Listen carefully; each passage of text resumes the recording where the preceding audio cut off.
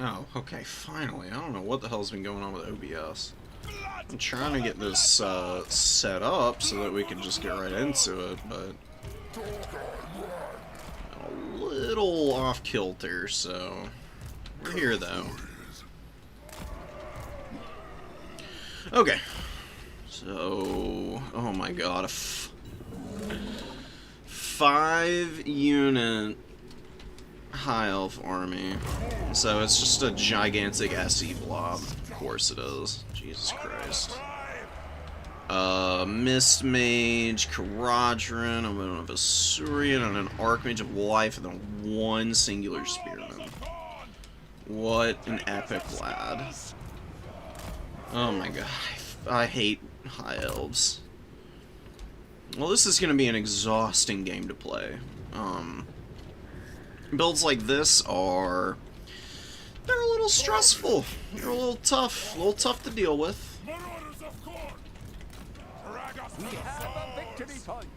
Yeah, we're gonna need to get over here and help these poor little marauders out. They're gonna get absolutely rolled if this keeps up.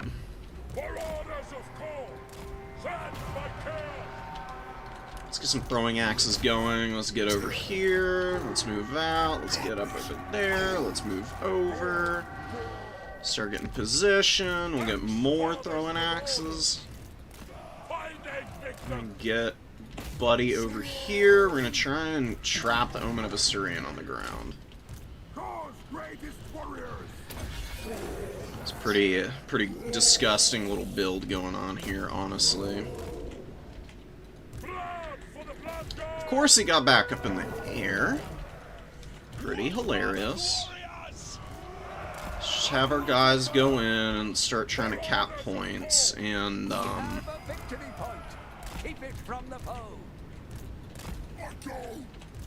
we'll do whatever we can to try and skirmish down some of these big flyers, because they're going to be a real pain if we can't get them off the field. So we're going to need our throwing axes to be real discerning here about the when and where of engagements. And we're going to start getting ready to actually go after a few of these units. Alright, we get some pretty nice damage on Caradron. He's just going to be trying to heal. Just trying to get out of here. Let's get these marauders around the back of the spearman unit, and then we're just going to fold them in and get the charge. Sila's not quite going to get any charges off. These guys need to go down here. Skull Cannon's going to go fly around the back. Probably going to lose all these guys. They're just going to get absolutely run over by these big flyers. Just like total goon shenanigans going on here. Let's start trying to kill the Keepers of the Flame, though. They'll be fairly bullyable here. Caradron's coming over. So we're going to kind of turn into these guys. We're going to send Blood Beasts over and sit on top of the Corn Gores for a minute.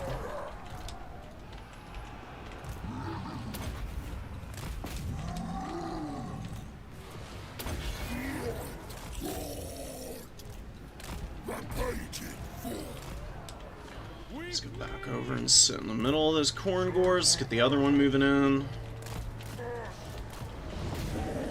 Let's get off here and go there. That's a really nice Omen of Asurian cast.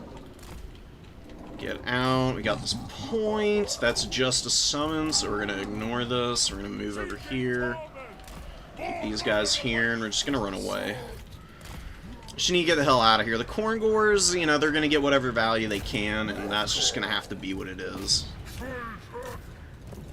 Let's see if we can get these Sky Cutters. They're on the ground right now. They could actually take some serious damage here. You get the melee attack going. Let's get over here. Let's get the hell away from those guys. Get another Blood Beast in. More mass and punching power. Let's get our Herald out of here.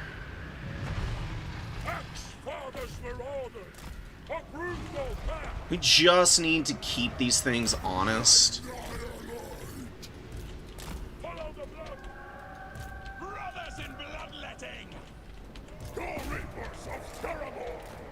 That's the Fireborn on the way in. Let's get the Skull Cannon over here. Throwing axes. Need to keep doing damage. Getting some nice damage.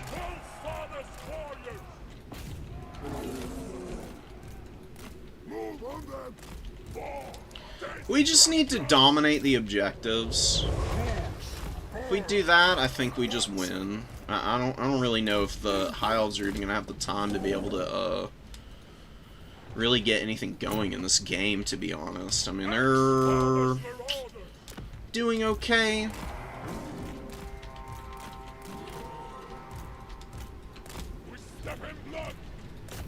That's like fine. Okay.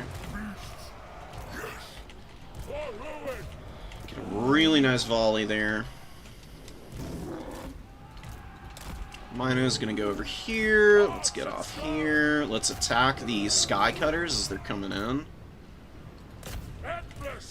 Let's actually charge in now and see if we can just kill these things, because they're actually in a pretty bad spot. Let's get away. In come the Fireborn. Fireborn are gonna be really frustrating.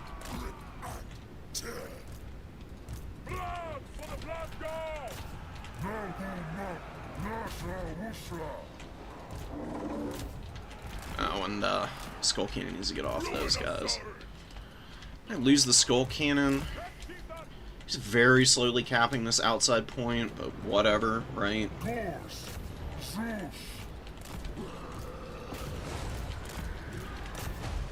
Let's go attack Karadrin.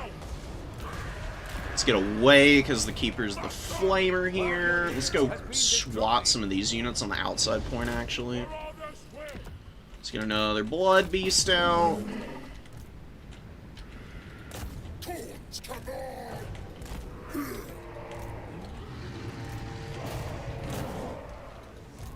Domination or death, God's greatest warriors.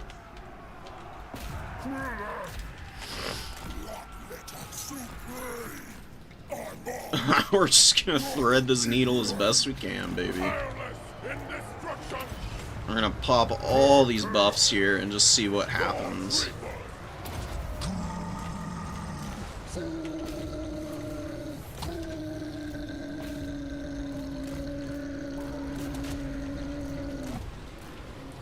So you keep driving and diving, diving and dodging as much of the stuff as we can. Let's get another Corn Gore, because we just desperately need it. Get off me, pretty please.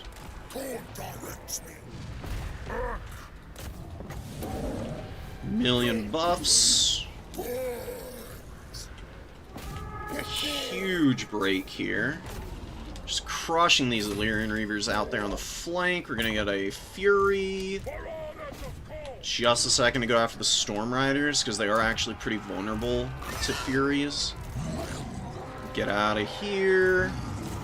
Go hit the stuff, and my Herald is getting his ass kicked. Oh god, he's gonna crumble. No, no, no, no, no, no, no. No, no, no, no, no, no, no, no. No, no, no, no, no, no. Oh god. Not great. Okay, he rallied. Huge. He just needs to keep driving around. God damn it, buddy. Ah, he's gonna die. That's gonna hurt. I think we're winning enough on the ground, though, that it's not gonna matter. Let's get off this point and just go attack stuff, I guess. Yeah, my Lord dies. That's rough. But, I think we still win. driven by havoc.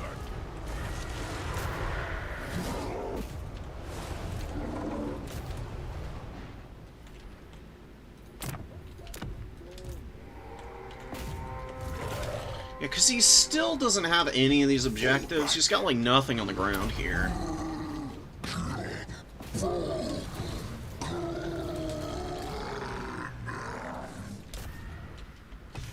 He's got the number 2 objective. He's just gonna run out of time. It's a nice, like, cheeky little route, and that's awesome for him. I think the fact that he's got to grab a million objectives is just going to be too much for him. Because he doesn't have a single one currently. Capping all the other ones up was pretty massive for me. It's basically given me the opportunity to just tick the clock out here, which is all I can hope for, dude. Jesus Christ. When high elves go for strategies like that, like, there's just nothing you can do. You just desperately cling to points as best you can and hope that you can survive it. Throwing axes were nice. Blood Beast Minotaurs were okay. Houndos did things. Crazy build, dude. Like, zero balance there, but he held it pretty well. Just couldn't grab points. We just kept swatting his units out. Whew. Oh my god.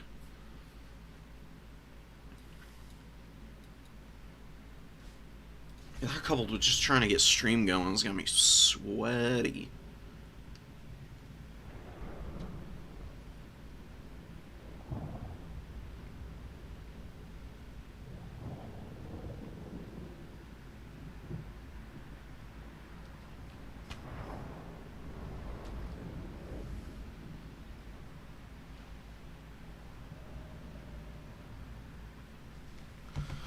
Okay, oh my god. Well, welcome, guys. I didn't really do much of an intro because this game was just such a catastrophe trying to get going. OBS didn't want to connect, and it was irritating the hell out of me, so I got really frustrated with it, and then by the time I finally got it running, round 1 game was already going, so scrambling a little bit there. Yes, I just finished the round 1 game. You can take a little peek at the High Elf build. It's pretty wacky. I'm starting to think this Herald and Scylla build might actually just be peak Khorne. Cause snares and some rampages with the Tormentor sword and Scylla's kill for Khorne ability is honestly going really hard right now against just about everything. It's been really freaking strong.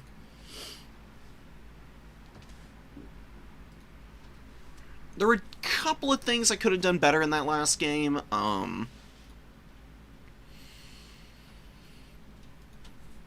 and the short of it, though, I don't really feel like there's too much I needed to change about that. Having the Minotaur was really nice. All the Blood Beasts, of course, are really strong.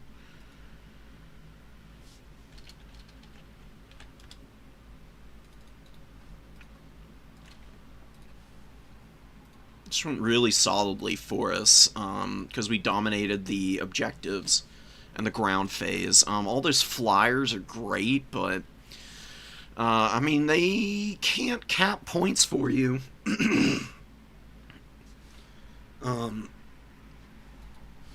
Up to a certain point, as long as your opponent isn't massively out-trading you, you're usually going to be able to survive builds like that.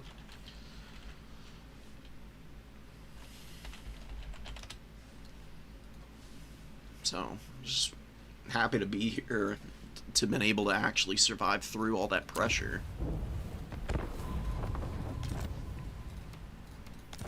Alright, round 2's up already. Pretty late start, so... Oh, he's got a lobby. Let's go ahead and join it then. Doink. Grab that. And get in here. I'm going up against Kanate. He's playing Beastman, which is going to be really tough. This is a pretty rough matchup for Khorne.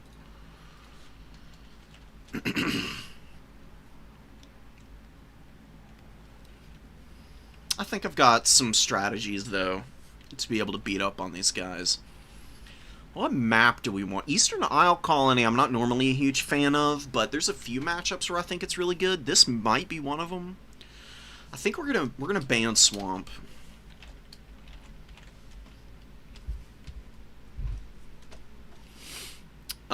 We can actually fight Beastmen on Norskin Rise. And Eastern Isle Colony really isn't that terrible against Beastmen, so let's just see what he picks. I'm gonna run to the restroom real quick, and I'll be right back, guys.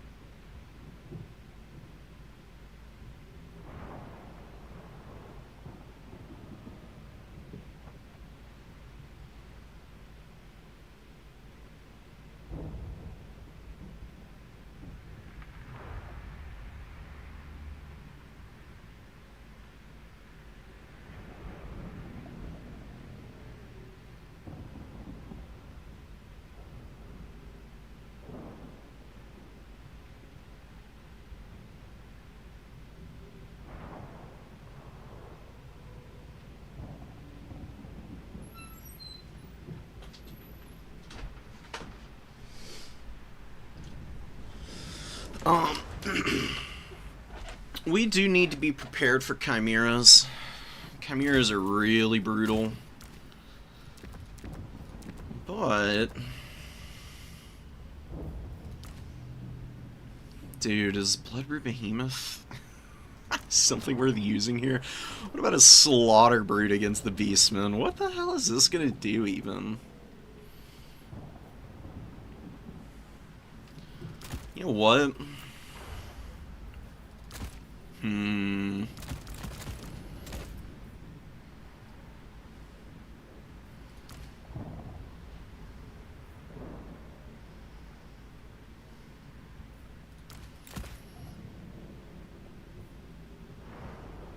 Herald with Bellowers can force enemies to the ground. Slaughter Brute's really expensive, man. He is not cheap. Maybe it's just another Silent matchup, dude. Why not? And, Horseman for some early presence on the map. Maybe a Skull Reaper, or actually some Marauder dual weapons?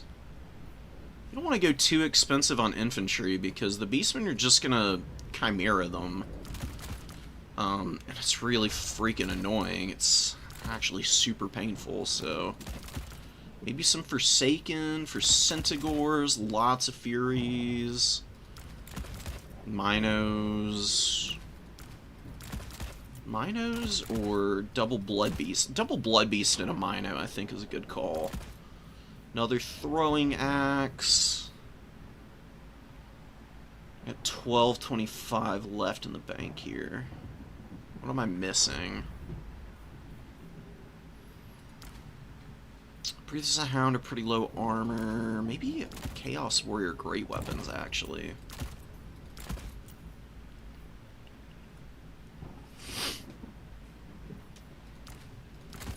And a couple Chaos Warhounds. Chaos Warhounds under the Herald are actually really strong, so... yeah, because these guys just have tons of armor, and they just wreck infantry. Even something like a Gore Herd is going to get bodied by them, I think. They're a little costly. They're a little slow, though. That's the problem.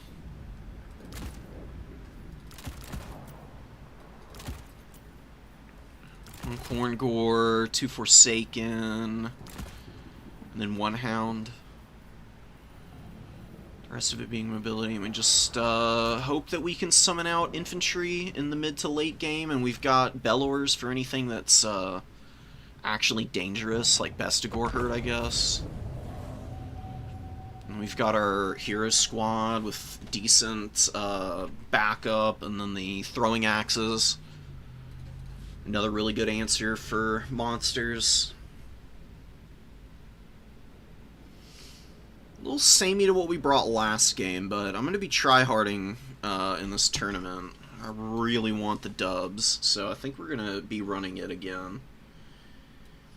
I saw your message, Chom. I'm interested. I'm very interested because I do definitely want to see something where armor is just generally speaking a little bit more effective. Can you go full monkey? I'm playing pretty heavy monkey build already. It's honestly what I've been going to a lot lately.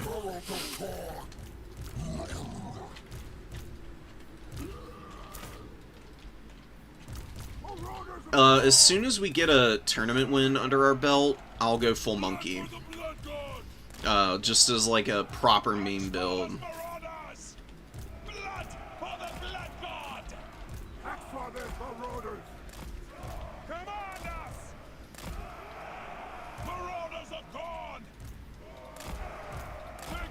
Alright, let's see what Kane brought. It's 11 units, so I'm guessing it's double Chimeran Air with like a Bray Shaman or something. Malagor actually is probably the option.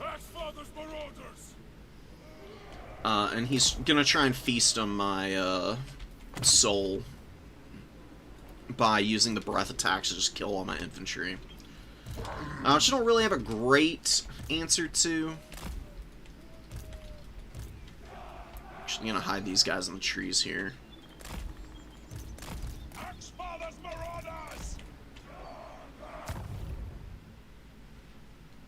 Really have a great way of holding this. See, the problem is I can deploy the horsemen over here, but I'm not going to be able to grab this point because beastmen can just vanguard deploy their whole army, so they might just have like a bunch of units over here and just run my horsemen down. I really need these horsemen.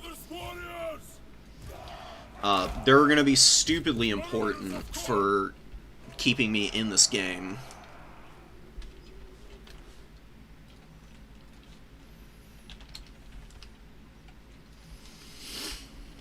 Okay, so we get the Golden Hoof. I'm ready to kick it off, so let's just get going. Yeah, he's got a million throwing axes, he's got Malagor, he's got Man Ripper, he's got a bunch of Corn Gores, actually. I really don't even think the Corn Gores are going to be very strong here. That's making me think that I might actually want the Forsaken out. So he doesn't actually have any Chimeras right now. He's just got a bunch of these throwing axes coming onto the field. Marauders of corn! We spell slaughter! A brutal path! Rampaging fall! Taker of skulls! The gods will it! Sent by call! He wants to drop a Flock of Doom here, because he does have it. You can see. We're not going to waste ammo on our boy there. That's a bunch of Ungor Raiders coming in. We'll get a Minotaur out, actually. And the Bellers can actually really punish the infantry there. You can't see it. There's a lot of dead Ungor Raiders in there. That's really nice damage. Keep it from the foe. Let's get up over here. He's bringing all the throwing axes over. We may actually need to just play out in the open field for a moment. He's got a lot here right now. I need to get my forces in order before we take an early engagement. But we can move forward and bully a little bit. We'll get... Yeah, I need a Forsaken now. I definitely want the extra, I definitely want the extra sauce that these guys offer. Glorious brutality.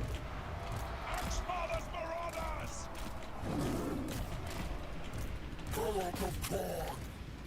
Blood and death.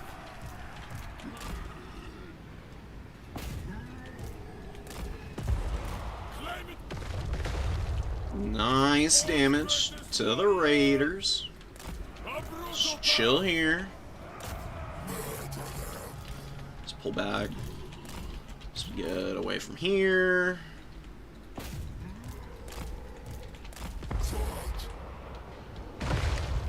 Just keep pummeling these units for now. Let's see if we can pull him out into the open field a little bit. He's got a lot of units that are like trying to just jump in on me. Just have these guys engage here. Let's jump this Corn Gore. This Corn Gore is really overextended right now. Let's get these guys back. Let's have these guys hold. Let's maneuver these guys over. Let's get a Blood Beast out.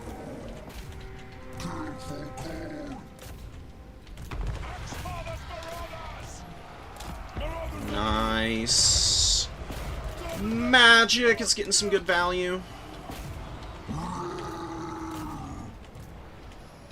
Just try and keep the grind going here.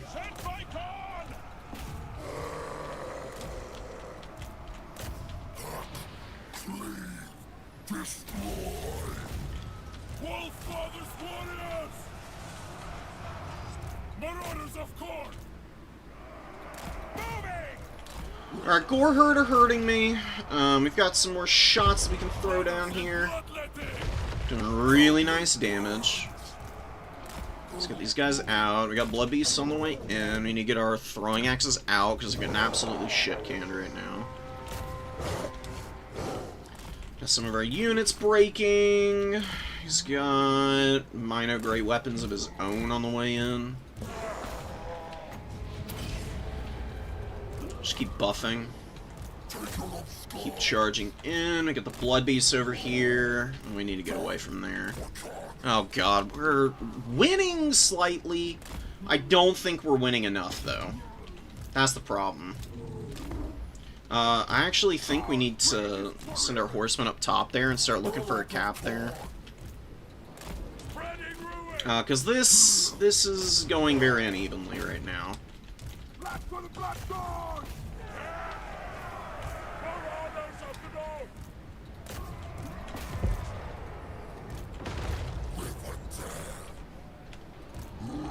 Cheeky. Let's get on the back of this. Let's turn Bellowers around.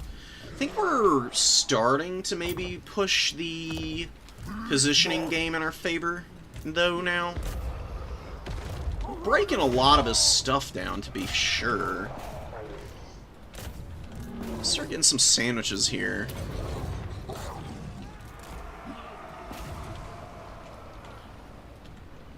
Tankers of Skull! I think it's time for Fury.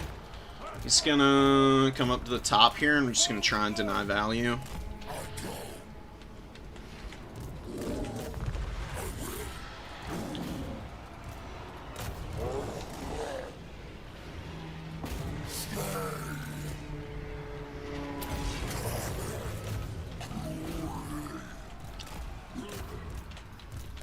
Let's try and get Scylla out of here and just have the Marauders try and grind down some of these Minotaurs, maybe?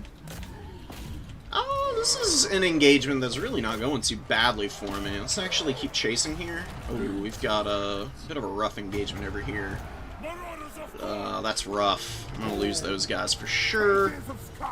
Maybe if we just keep this going. We got a good breakthrough here. We've got a bunch of units here. Let's actually rally back and just try and kill all this stuff. This game is coming out here. Silently gonna get away, though. I don't think he can even escape from the Minotaurs. Oh, it's a little rough. Definitely not going the easiest way for me. They're beating up on his army pretty hard, though. Let's get the rampage, or the snare here, so that we can beat up on these guys. He's moving over with some units. Dropping orders. Furies need to come in. Help me out.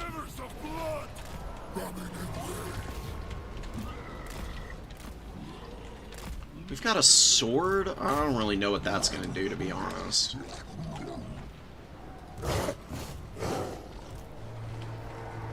Slay every mortal.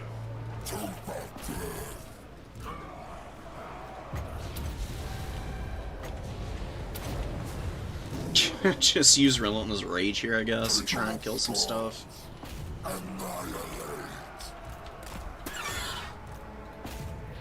Sila's getting bullied a little bit, but he's actually occupied a lot of attention from these Minotaurs. I think that we can actually kill them here.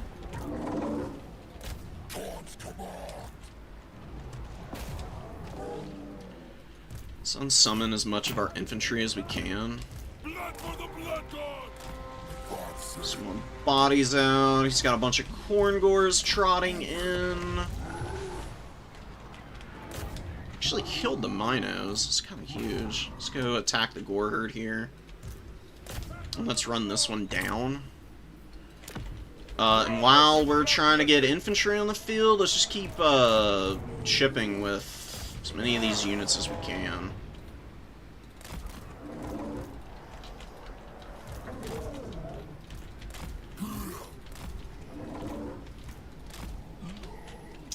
What the hell's going on? Oh, Corngors are kind of dying up there.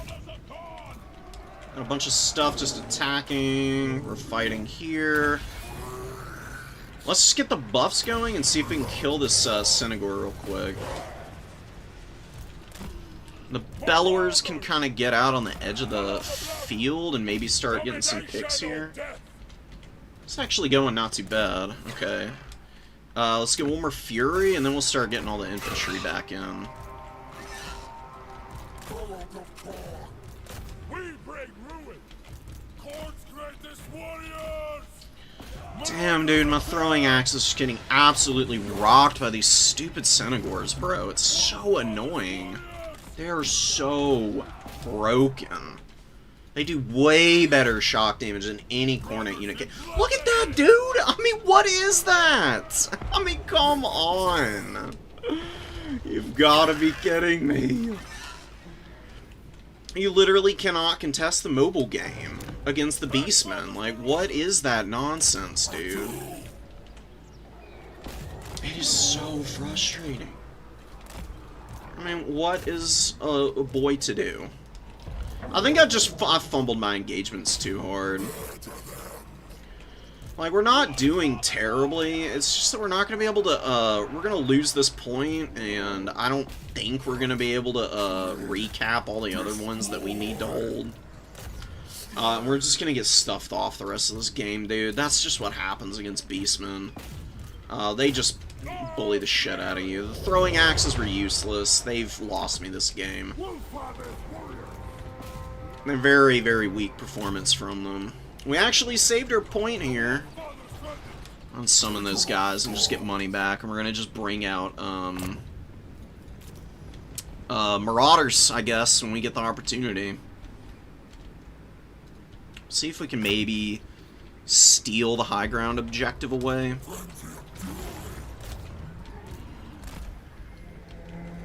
Brothers in bloodletting.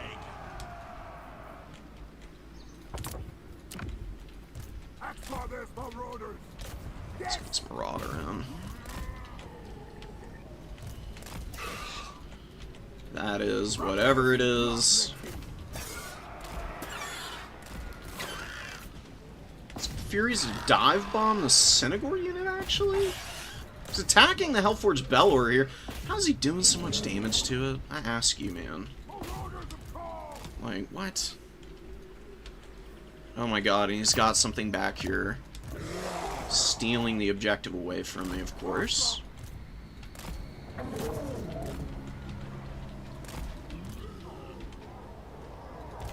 One of your units has been destroyed.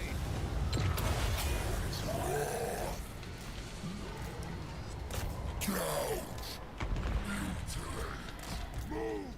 Glorious devastation!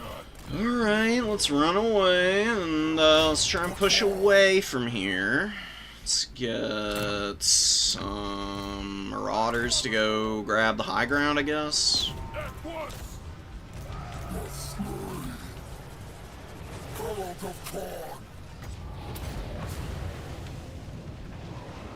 See if this Relentless Rage gives me time to grind through the Sons of Goros. It's actually disengaging. Glorious brutality! Fight! And Mino's getting up there. He actually capped that point. God damn it, man. Really? Crazy business. Okay. So we're triple capped. I mean, we've got to get the reverse triple if we're going to win this game. I don't know if that's going to actually happen, though.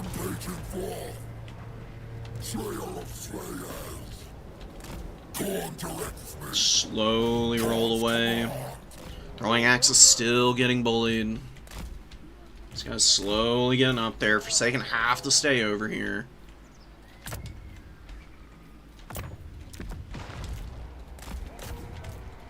We bring ruin! Blood! Bellers has got an amazing value, but I think the end of its time might be upon us here. Yeah, it's not getting out of there, so let's walk away and do whatever we can elsewhere. We're not going to be able to cap this middle point because all these synthes.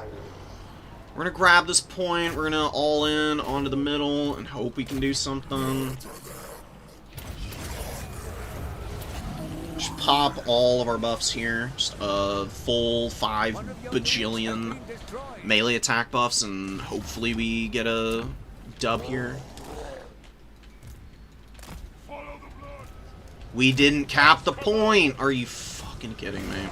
We're gonna lose because we walked off like 1 second too soon. We were actually like winning this fight finally, but I don't think it's gonna matter. Because of our miscap here. I hate Sensies, dude. Oh my god, they're so annoying to run into.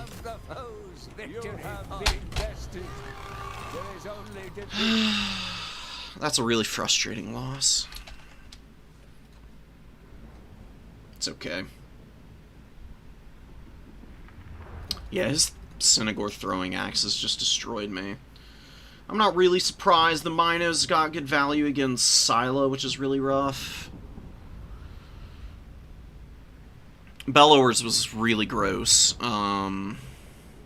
Scylla did not do well.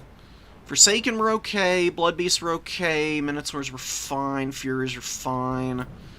It's these throwing axes, dude. Their value is dog shit. Look at that. Ew.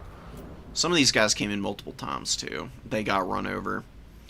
Some of these Marauders have some crazy value, though. Look at this. 1100. That is wild, dude. I think I can win that if we replayed right now, but that's the way these tournaments go. Kind of a bad matchup. A few fumbles in the middle there. He did a good job of punishing some of my important units, and that's just kind of GG. It's the end of it. So yeah, I like the Herald. Maybe I keep Scylla in reserve for that matchup, or maybe I go double Cultist.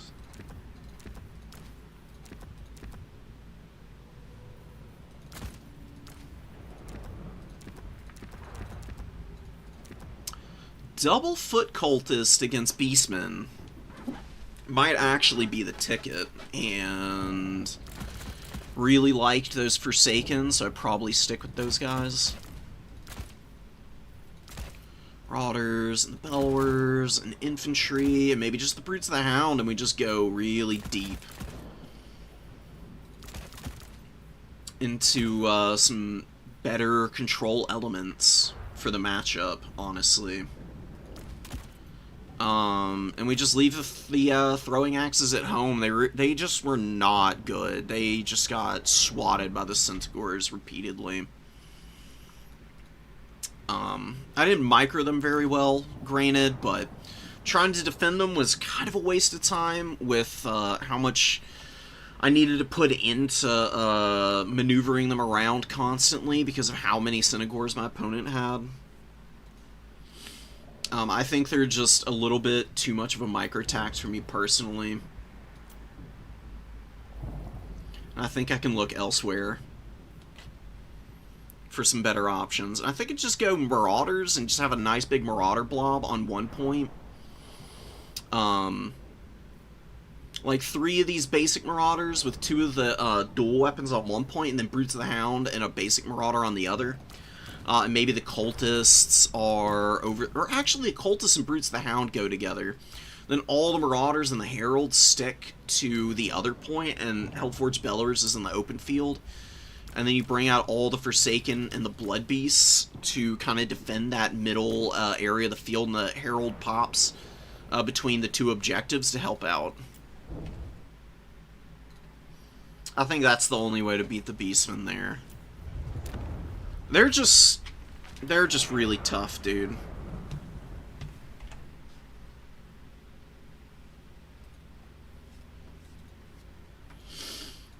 Elite Rush, halberds and dual weapons. I do really like the idea of the dual weapons.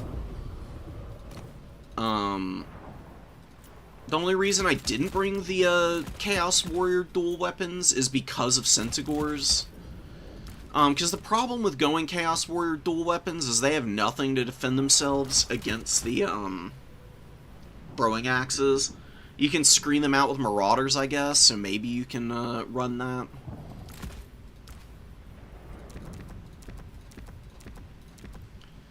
You just try to eat all the damage on your Marauders early, and then maybe the Chaos Warriors can survive into the late game. The other problem is, if he had gone double Chimera, Chimeras are just going to breath attack all your Chaos Warriors to death, and you're going to feel really silly for having brought them. The cheaper infantry is not great to have get hit by breath attacks, but it's better than even more expensive options getting nuked. Stuff like Forsaken can actually dodge Chimera breath attacks because they're fast enough. Maybe Skull Reapers are an option, because they've got 35 speed. They can actually move a little bit. The worry is just that the Chaos Warriors are not going to be able to get out of the way of anything. Like, they do not get to pick engagements. They just kind of waddle to a point, and they sit there, and you hope that your opponent engages onto them. That can be really difficult to juggle. Especially against Beastmen, because they will just go they'll go to any of the other objectives and ignore you. It's really impossible to rush the Beastmen, because they're just they wildly outclass every other faction in terms of infantry foot speed. So really good Beastmen players, especially on maps like Norskin Rise, will go to the other objectives, and they'll just hold the 2 cap against you. And refuse to play any kind of fair engagement into your elite stuff.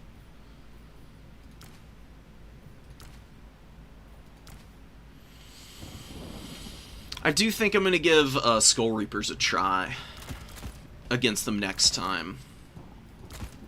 Because Skull Reapers can clear out Goreherd pretty nicely. Let's actually do a little test here.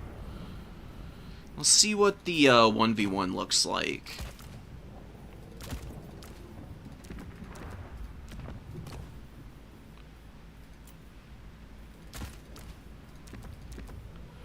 Just want to know how hard they win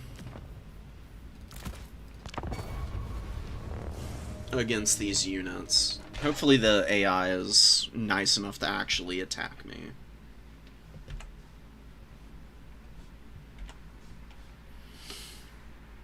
Round 2 loss isn't the end of the world.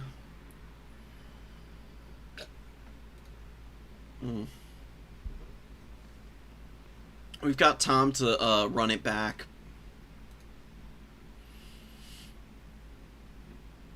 We've got good op points, so that's gonna help us out by the time top 4 is being tabulated.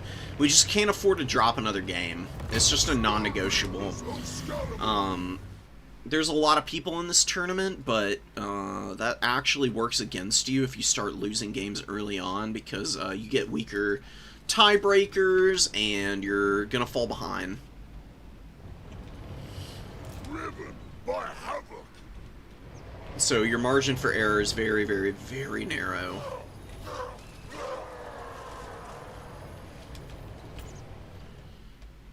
Alright guys, come on. Get up here, please. Chaos Lord of Khorne. Come waddling in. He's kind of a fun character. He's really not that good, though, unfortunately. These guys are really strong in campaign, though. I will say that. They're actually one of my favorite Lord options. They do tend to hit pretty hard. See how the charge exchange goes? Pretty nice value, but they're not doing very good in the later stages, are they? Jeez Louise, man.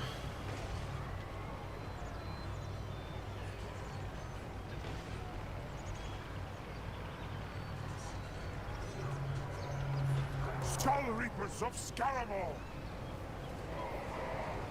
Nothing will remain. Not the worst fight ever. This other Skull Reaper is having a hard time with this Gore Herd. But going like 2 Skull Reapers into Slain Gores and then Gore Herd, maybe not the worst engagement. Especially if you have the buffs from your Lord. The Herald getting like 40 melee attack with the Locust of Wrath. What do they do against foot characters? A unit of Skull Reapers. Actually do pretty good against Beast Lords.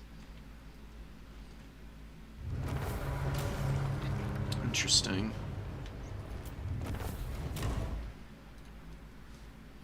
It's a little inconclusive, but I do like the fact that they at least walk away with a decent amount of HP left.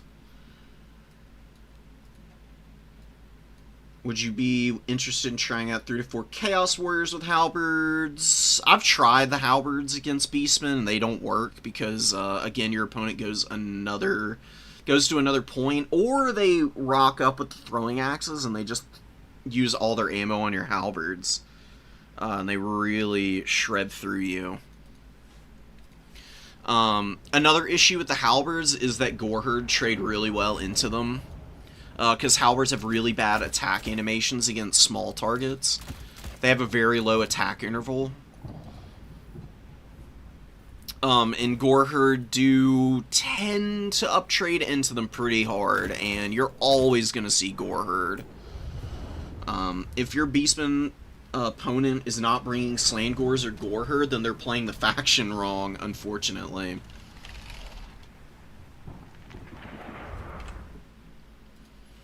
And Chimeras don't even care about laning in Halberds because they have immune to flanking. It's not nearly as good as you would think. And Centaurs are quick enough that they'll just maneuver around behind the Halberds. They'll get rear charges. And good Beastman players have the micro to just immediately disengage, and then it's going to be very tough to actually force any kind of grind against their larger targets.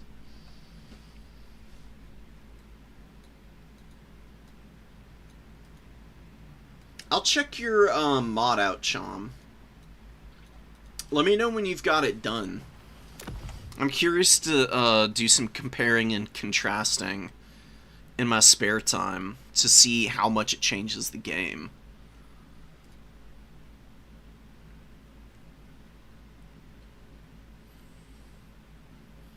So, let's see who's leading at the end of the first 2 rounds.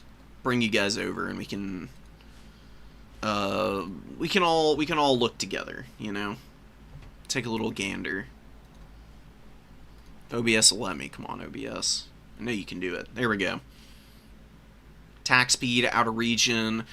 Kanate, who we just played, Azir, Adler, Turtles, and Hlidden are all up top there. Rocking in behind, it's Otto, me, Broody, Blake, Turin, Pont, Death by Ricochet, Toaster, Tingus Warlord, Croissant Overlord, great name. Also somebody that I haven't seen around before. Tom Remus. And then Eldeno. I'm gonna call, guys. I'm gonna BRB.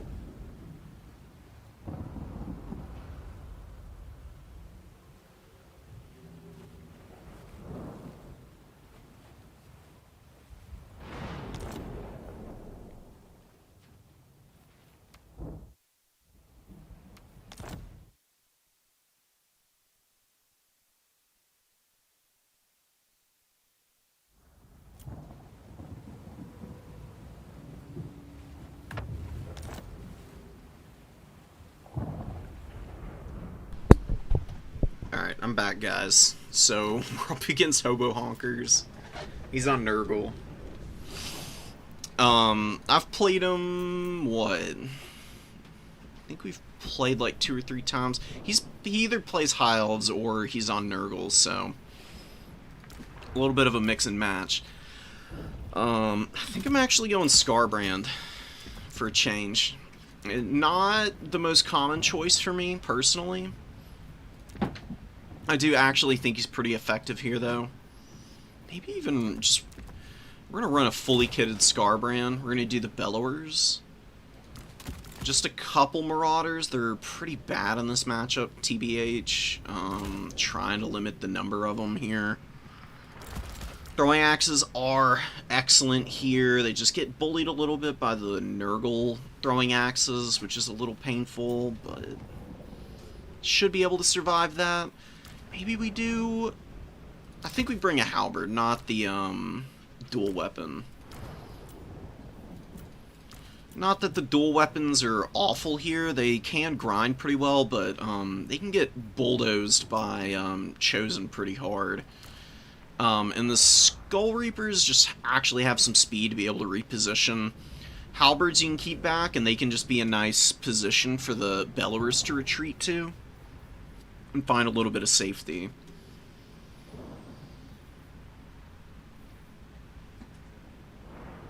The risk of fully kitted Scarbrand is that he gets a little expensive. Do I really want to run him? I do, just for fun. We've already lost a game, so let's be a little bit inventive here. Corn Wars are okay. I think a couple Bloodletters, though, is the way to go. Maybe I'll do one or two. Nurgle is pretty slow, and they can go pretty heavy into infantry blobs. Those can be pretty brutal to face down. Do definitely need some answers to it. Having Corn Gores just run around and intercept some of the reinforcements is really nice. Bloodletters can kind of clear through stuff. Bloodweight Berserker is always really good in this matchup. Maybe I don't have enough mobility, though.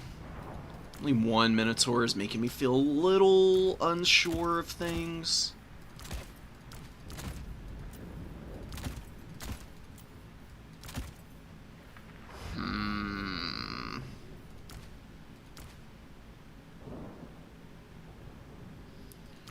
I'm hesitant to cut any Furies because you really need them in the sky against the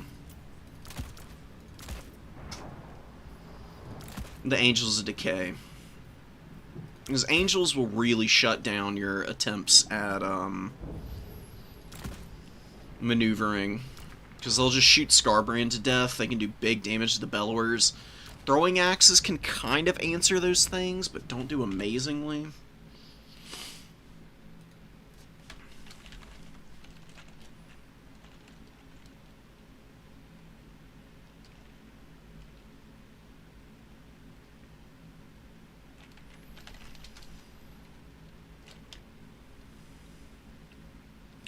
So we've got Itza, Ragnarok Lair, or Scalendir's Cave. Whoops, I'm on the wrong thing. LMFAO.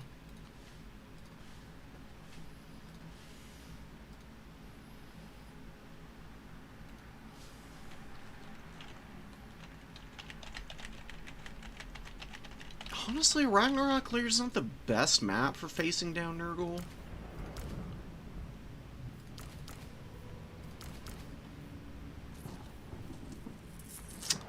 I'm actually thinking Itza might be the better option.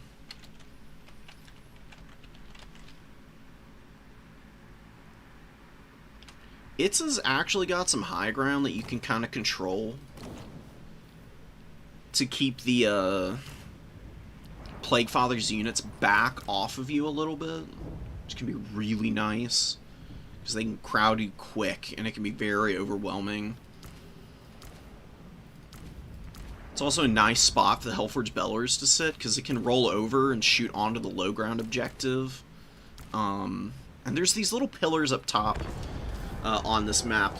I'll point them out. You can get an idea of what they look like and kind of what the game plan is for working around them. We're going to play pretty aggressively into mobility, because I think that's going to be our ticket to victory. And the Skull Reapers are going to just jump across the map and try and steal objectives away against weaker Nurgle units. It's going to be a little tough, though, because build-up and then all the healing can be very difficult to contend with.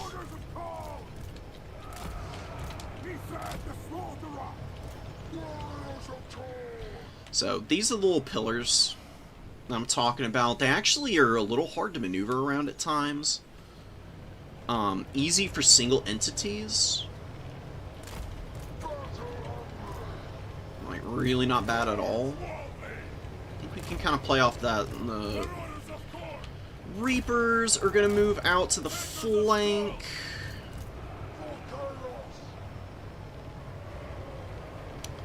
Maybe the Chaos Warriors are going to go chill over here. Actually, I think the Skull Reapers stay over here, and I think we do also move the Halberds over there. And then the Marauders and the Horsemen can kind of fight over the number one.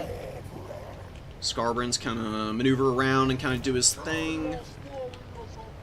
We're going to keep the Bellowers out to potentially jump on the number 3 early.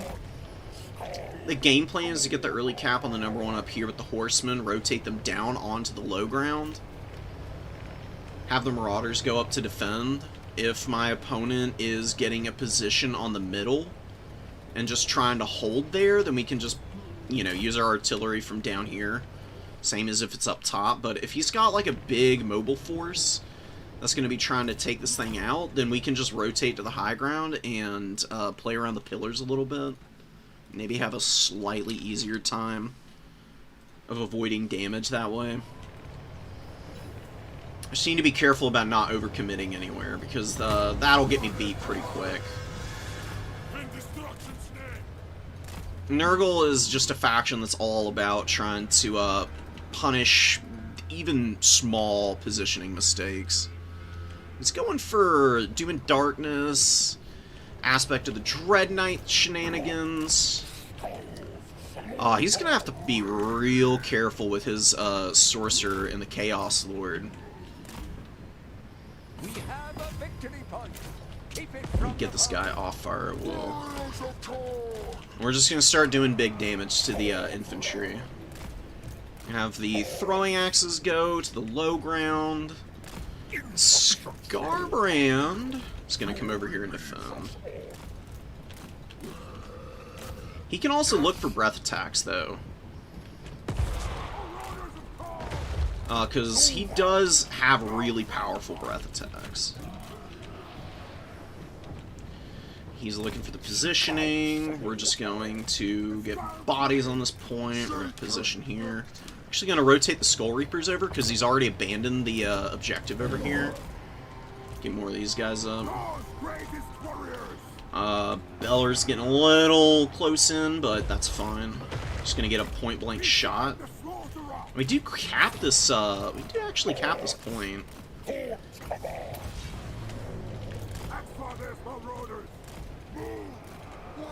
This breath attack should be pretty devastating, and he's, oh my god, he's overloading a little bit into it too.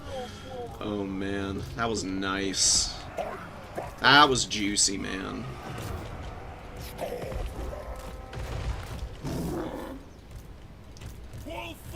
And throwing axes are just going to bully these guys because they don't have any shields to mitigate this. We're going to move to the low ground. Save up for another minute. So, oh, actually, it's Fury time. Furies are just going to be here because they're going to have to occupy the attention of the drones for the time being. My opponent's going to try and commit onto my units here.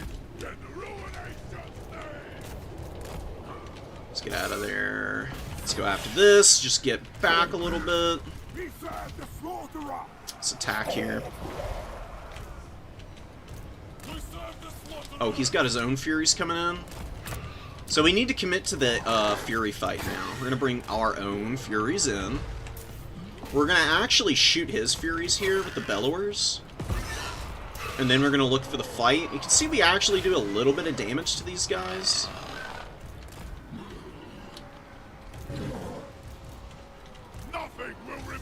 Skull Reapers can attack this guy. We've got Minos over here who can pursue. He's got more stuff coming in. I'm actually gonna have actually don't know if I even need to do that. I'm just kind of turn around and attack here. Minos are gonna attack here. Bilious Thunderguff is doing good damage. We need to run away because my opponent wants to attack my guy here. I'd actually send another Fury in, though. We just need to keep this pressure up, dude. He's really starting to run out of steam. We need to kill the Angels, and I think we're going to be just fine. Oh, he's got Rotterdam going. We're going to... Alright. Just get away. We'll just, we'll end up nuking ourselves if we try and do anything through that.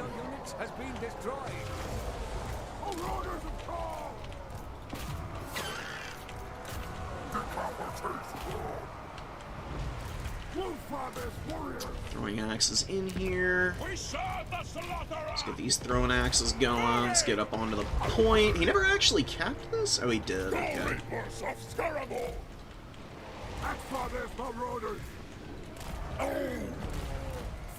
Can we rampage these guys?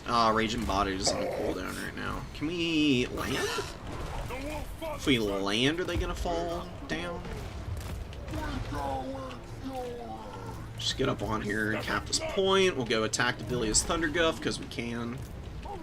Just cool like that. Furies are dying anyways. Of course they are. Oh, but he actually ended up landing for a moment here. Maybe we can get a couple of these models. Because they are stuck on the ground right now. Taking a lot of damage, too. I'm gonna send another Fury to go deal with those guys, because we've basically got this in the bag. I mean, look how weak he is outside of the single entities, right?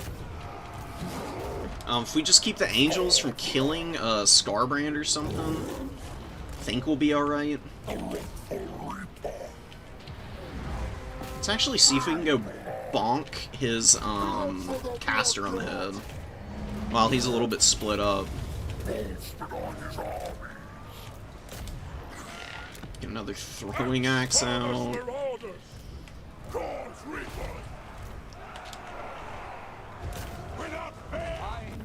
Yeah, we just absolutely destroyed his caster there, so he's gonna call that game. That's painful. That was a cool Nurgle build. I actually do think it can probably scrap against some Khorne builds. He did not have enough to kill the Bellowers, though. Skull Reapers did okay. Throwing axes were just absolutely wasting his army there. Furies were kind of bad, but that's just the way it goes. You really do just send Furies in to die en masse until the Angels of Decay are gone. Otherwise, they're just gonna throw their little plague grenades and they'll just delete your expensive units. You just literally cannot afford it.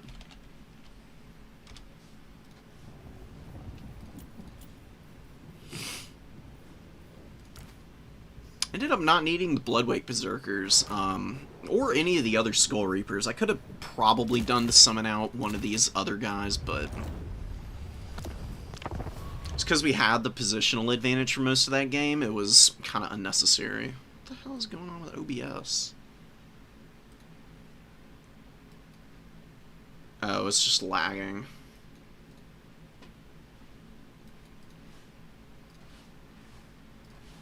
Alright, so 2-1 now. It's looking better. That really frustrating round 2 loss. Maybe for 4 and 5 we can get our dubs and then we can kind of sneak our way in.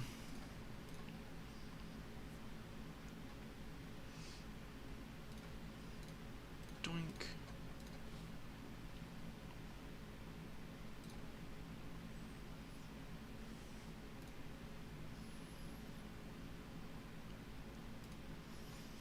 Yeah, if you've been around for a few of the last few tournaments I've played in, I played Turtles a few times, and we had some pretty close games.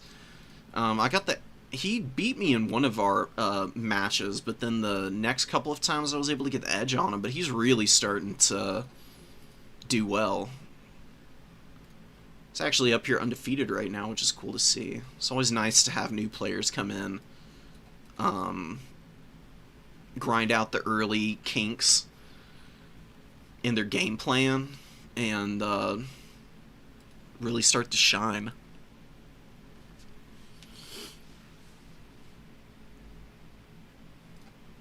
We got done pretty quick, so we're going to be here for a little while. I've got some other replays that we could go through from the new player tournament. So I think that'll be a nice little diversion while we're all just chilling here. Make sure that I get rid of all the ones we've already seen, though. Let's actually watch a mirror match. Why not?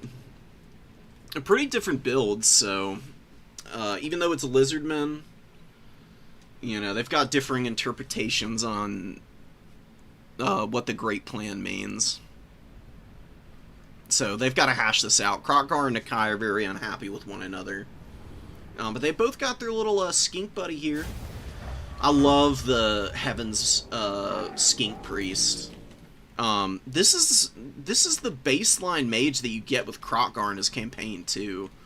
God, Chain Lightning is so good in campaign. Pretty good in multiplayer now, after cost reductions and a small damage buff. It's actually got some teeth to it, and other spells got nerfed too, so that's part of the reason why it's got a lot more utility. You don't see Spirit Leech just massively overperforming into everything anymore, so... spells are a little bit different for each side. Wind Blast and Chain Lightning for... Who is this? Oh, Taylor Marie. And then Jimmy over here is going to be running Nakai with his buffs and his debuff. And of course he's got the Golden Tributes for Perfect Vigor. And a little bit of Ward Save. The Ward Save is really strong. I mean, 10% damage mitigation, especially on Lizardman units, is functionally 10% more HP. When you're talking about units with 10,000 health, that's a lot of extra work that you gotta do to deal with them.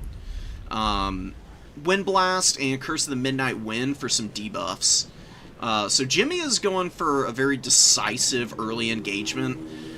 Probably going to be dropping Curse of the Midnight Wind and then using the Nakai buffs to get a win over the stronger elements of Taylor's army, and then Wind Blasting all of the skinks as they start to kind of trot out onto the field to occupy space and start trying to cap stuff away. Kroq-Gar moves in. He is going to occupy the attention of the skink cohort javelins here. Good response, though, moving the Saurus Spears forward. Just to keep Kroq-Gar a little bit honest here. Unfortunate terror route, though. The skink cohort here for Jimmy just breaks immediately with the cohort of Waddle, and then the red-crested skinks pushing onto him, doing a bunch of damage, and then Kroq-Gar's close enough that he is actually able to break their leadership there. Javelin's getting into a position where they can open up now, getting a little bit of poke in there on Kroq-Gar. Decent value. I mean, you can see how quickly, even just a few of these Javelins making contact can really start to hammer the HP on these expensive lords. Really nice Wind Blast. And that lowers speed as well, so a little bit easier of an engagement here for Taylor as he's really starting to push this middle objective pretty hard. Razordon Hunting Pack coming in, though, and gets a brutal volley off on Kroq-Gar. He loses about 1,500 HP with that one volley there. Down to 5,200, but he is terror routing just about everything that comes into contact with them, so he's going to push through the skinks pretty quick. Gets a nice little shot in against the Razordons, but a Cold One Spear Rider coming in means he needs to disengage now. He does have Hand of the Gods, so he could throw that down and hit these Razordons pretty hard. This is a bit of a blunder here. It's not egregious, but it's definitely something you need to keep in mind as a newer player, not to overcommit units defensively. Because there's 3 Saurus Spears with shields just chilling on his home point. You really probably only need 1 here, and then the skink tucked in as well, and the other 2 spears would be doing a lot of help for this deep push that you've got developing over on the #1 objective.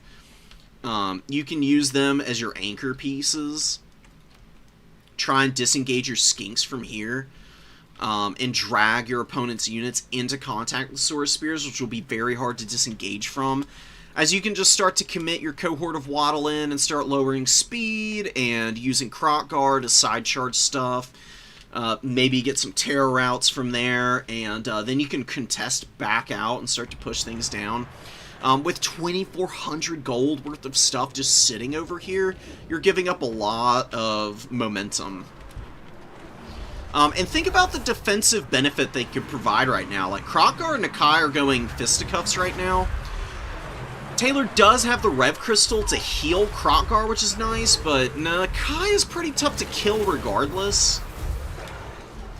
And in the 1v1, I don't really love the idea of Kroq-Gar just sitting here and scrapping this out. And he's got some Spear Riders here. Saurus Spears being in a slightly better position to assist now. would mean your cohort of Waddle don't have to do quite as much heavy lifting here. Because they're being asked to do a lot against these Spear Riders and all the skinks running underneath them. Not to mention the Razordons off on the flank, and they're going to start shredding the Colossodon Hunters. Not that they really need that much help, because Nikai and the skink cohort with the Javelins over here has done plenty of damage. Gets the HP low enough that they lose the Frenzy. Colossodon Hunters terror out pretty fast. You got to remember that Nikai also has the terror-causing attribute. Jimmy is still pushed pretty far off the point. His Saurus Spear has been engaged for a little while now. Is doing great damage to the Bastillodon currently. Also fighting the Red-Crested Skinks, which isn't really quite that good of a fight, but there's some magic being used here by Jimmy's Skink Priest. Curse of the Midnight Wind's lowering melee attack and armor, so they're surviving pretty nicely through all the aggro that they've drawn. Cohort of Waddle doesn't have any support, and Krotgar just gets destroyed by the Razordons. Kind of huge that the Colossodon Hunters routed when they did, because it means that the Razordons were able to sit and get a couple of solid volleys off. And that's a huge, expensive Lord to be losing right now. Jimmy immediately swings it back in terms of the value trades, and he shuts down the Colossodon Hunters as they rally and try to land to deal with the Razordons, some Feral Cold Ones, and Cold One Spear Riders to answer that pressure. And now the Razordons turn their attention over to poor Taylor's cohort of Waddle, who are getting destroyed here. Not a whole lot you can do about this either. You don't really have enough bodies over here, and you can see that with the fact that the pressure here for Jimmy is really starting to develop out in his favor, he's also going to start pumping up the jams on his opponent's home objective as well. He just sends some basic infantry forward with his own cohort of Waddle. The cohort of Sotek, too, to back up that particular Sacred Croxagore unit. These two guys in tandem are absolutely ridiculous. Very tough to remove because the Skinks normally have pretty low leadership and can be terror routed, but cohort of Sotek are unbreakable, and they have this refuse to die trait, which means that every 60 seconds you can force their entities, even if they're on 1 HP, to stay in the fight for a stupendous amount of time. And the Saurus Spears here are going to get out-traded because they've got the Croxagores on top of them. They're also being debuffed by the Dazed Contact effect, which is lowering their melee defense. Which means Jimmy's Saurus are just trading better than ever now. Cold One Riders coming out, get a little bit of shock damage in here. Could definitely charge in and then just peel out and maybe look to get this Bastillodon that's hovering out in the open field now. But triple cap for Jimmy is starting to look really terminal, I would say, for Taylor.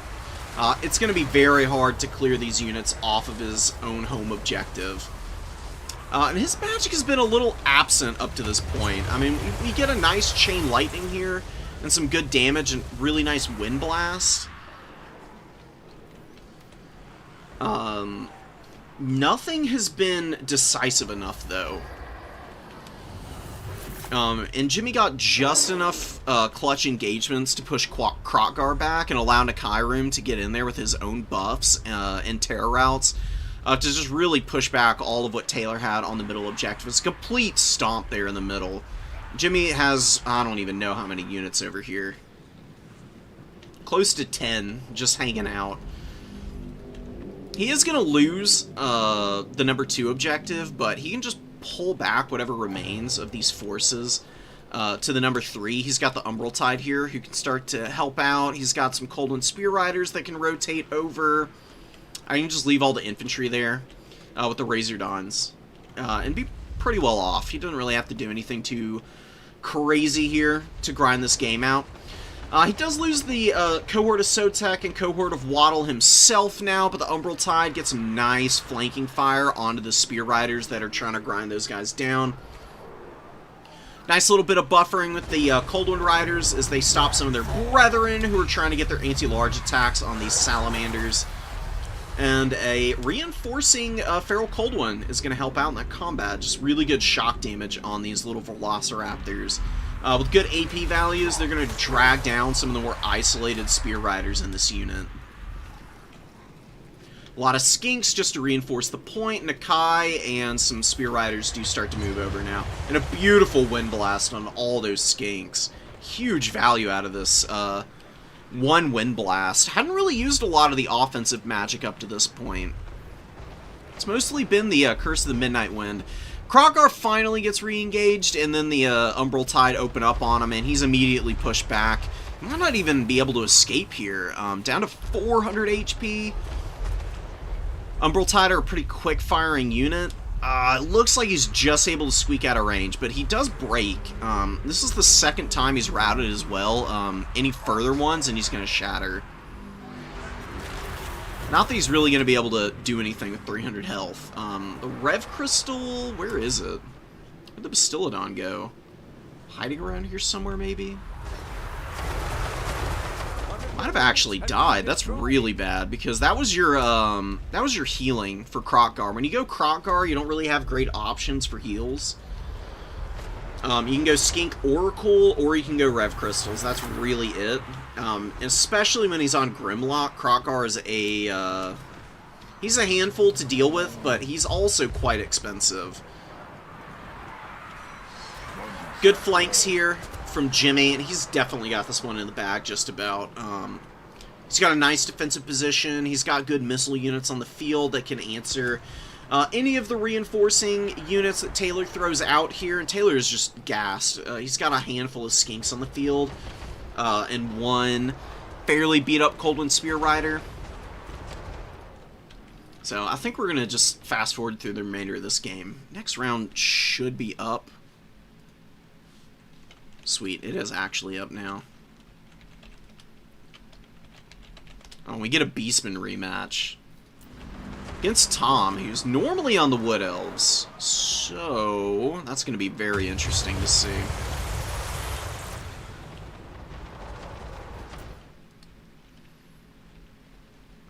Solid holds on both points. Nothing to really say. Taylor's going to tap out here. It's the right call.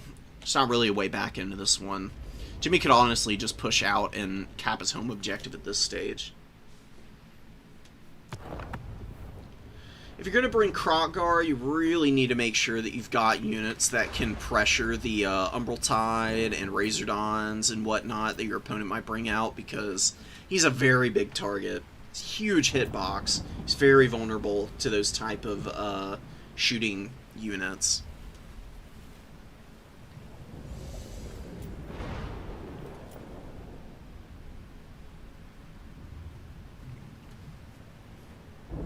Probably needed to bring in his own Umbral Tide, because they could have outranged the Razordons as they really started to get in and try to shoot down Krogar. It really wouldn't have been bad at all to be able to counterfire that with the superior range.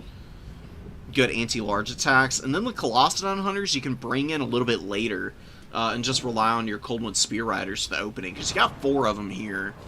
The Colossodon Hunters are nice, but really not meant for backfield dives. They're a little too flimsy for all that, especially with how many cheap missile units the Lizardmen can throw out. That's definitely asking for a bad time. Just chasing around 70 speed units on the ground as you're trying to desperately fly in on top of them. It's kind of an exercise in futility at times.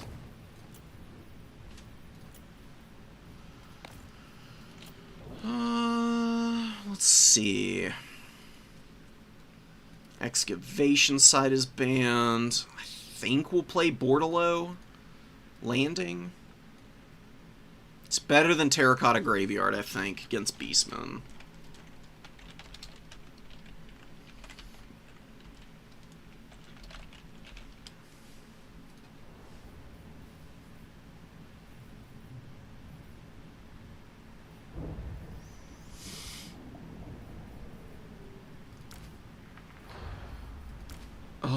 We did win with Scarberry in last game, but I don't think he's very good into Beastmen.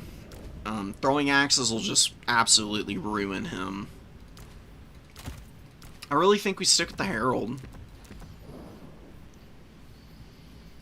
Go with him, maybe not bring Scylla this time. Bellowers. Thinking about the cultists.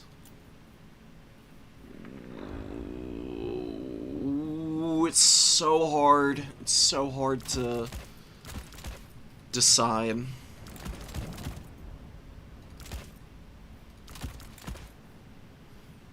I really liked this infantry corps. I think I'll stick with it.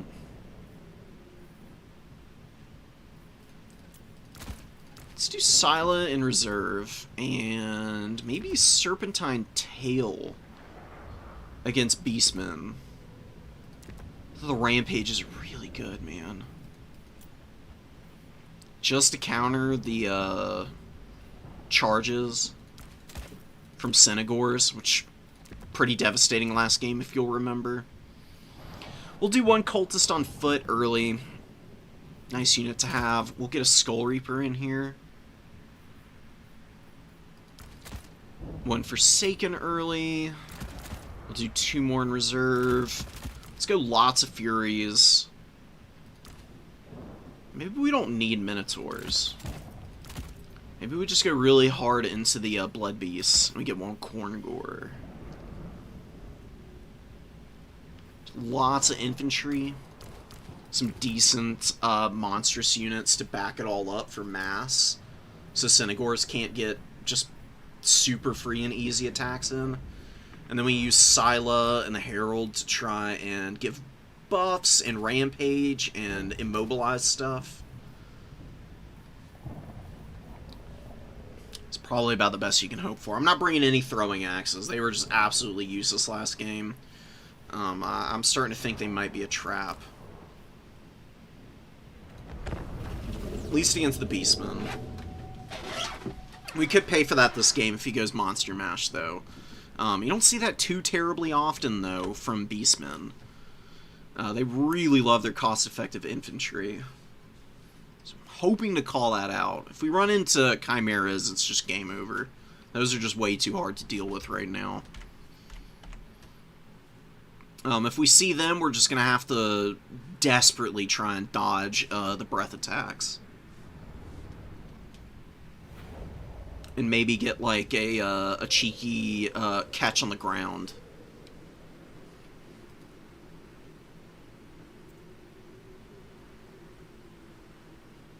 I'm trying to think of what else we could potentially run into. I used to always run the Eye of Morsleep in this matchup, actually. Whenever I played Beastmen. That was before all the DLC, though. It's probably a little bit less effective nowadays. Marauders of Khorne! Khorne's greatest warriors!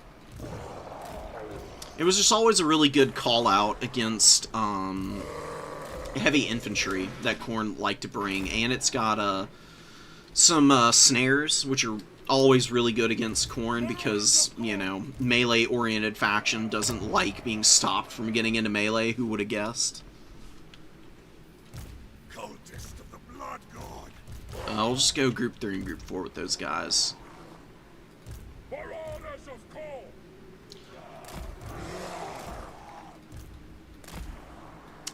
So,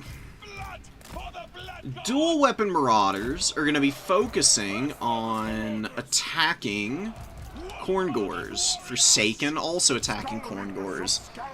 And Skull Reapers are going to be looking to do the same thing as well, basically. Hellforge's Bellowers is going to shoot any Bestigors and maybe attract some aggro.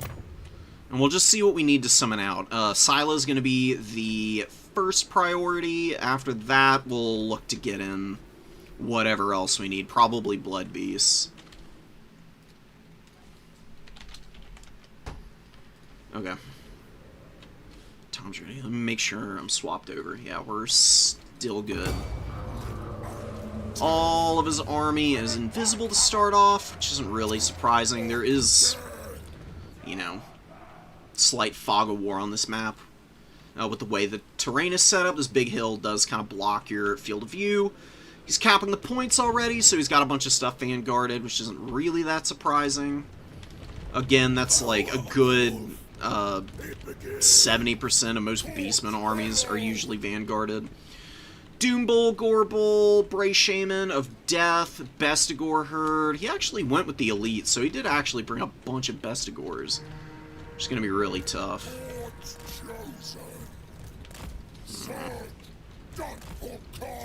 Alright, let's just think about what we do here. He's also got a bunch of chaff here. We're going to get Scylla in, because Scylla's going to be our unit of choice against the Gorebull and Big Boy Doombull. So you don't really want any smoke with them right now. Number one objective, doesn't look like there's anything over here, so we're going to get Scylla in. He'll just go into group 3. Yeah, there's the Ungor Raiders. We're going to rotate around the outside with our Herald. Start looking to overwhelm these positions. Need to get on the Ungor Raiders. They're just going to be really frustrating otherwise. And we are definitely going to look to just slam the Bestigor Herd here as best we can. Oh god, please. Not like this. We're going to immobilize these guys for a moment and see if we can just get a setup shot on these besties right now. A little inaccurate, but we do actually get decent damage in there. Let's get back and around the flank. Scylla's on the way in. Yeah, just avoid the Skull Reapers. Can maybe get on this guy. Let's get the Marauder dual weapons off here. Start thumping a little bit.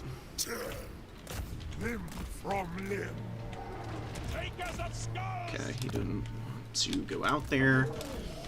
Blood Beasts on the way through. Skull Reapers and everything are going to get a nice little buff here, and maybe they can start to rip into my opponent's Lord. We're going to go after this Bray Shaman. He's actually a little bit vulnerable there. Let's get the Marauders out of here. They're just going to lose to the Bestigor Herd, so not really ideal. Scylla's going to pop this here. We're going to get shots on the flank. We're getting a little bit of damage with our Cultist, which is nice. Damage here. Forsaken, maybe going to flank. Just send the Forsaken over to attack these guys. And keep throwing our Blood Beasts in.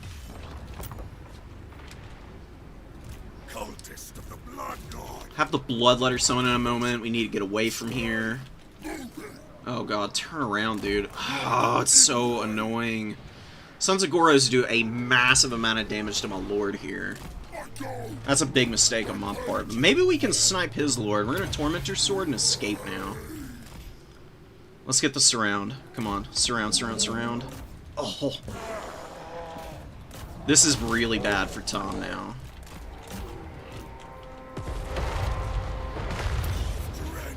Bloodletter Summon's going to go down here. We're going to get our infantry going in. Cultist's going to keep fighting. I don't know why I didn't drop the summon. Come on, dude. We need the summon right freaking now. Ooh, kill him. Kill the Doombull. If we kill Doombull, I think we're going to win this game. Just by virtue of that alone. Oh, that's a huge kill. That's a lot of leadership loss for my opponent now.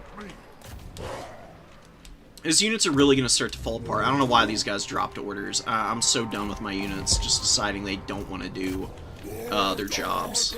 It's getting a little frustrating, honestly. Huge leadership breaks. Some Marauders occupying a lot of aggro out over here. This build has worked a lot better than these other ones up to this point. Let's get the Bellowers out onto the edge of this and drop a shot right down the flank of the Sons of Goros. And push through so that we can get after the Ungor Raiders now. We really need to get those guys.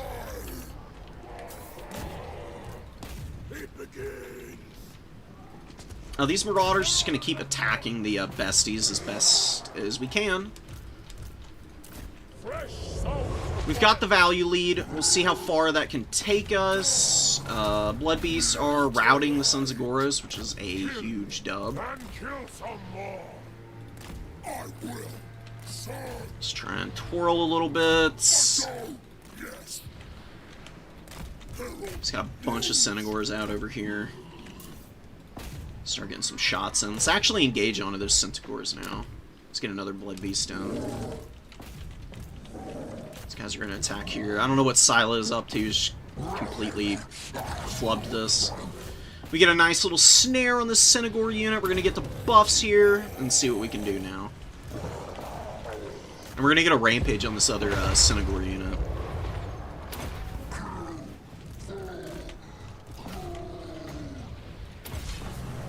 We'll just Slaughter's Call those guys for now. So they don't lose any models and we can maybe get a little extra damage. Centaur's here attacking us. Really nice performance from the Skull Reapers. Wow, they were doing really good.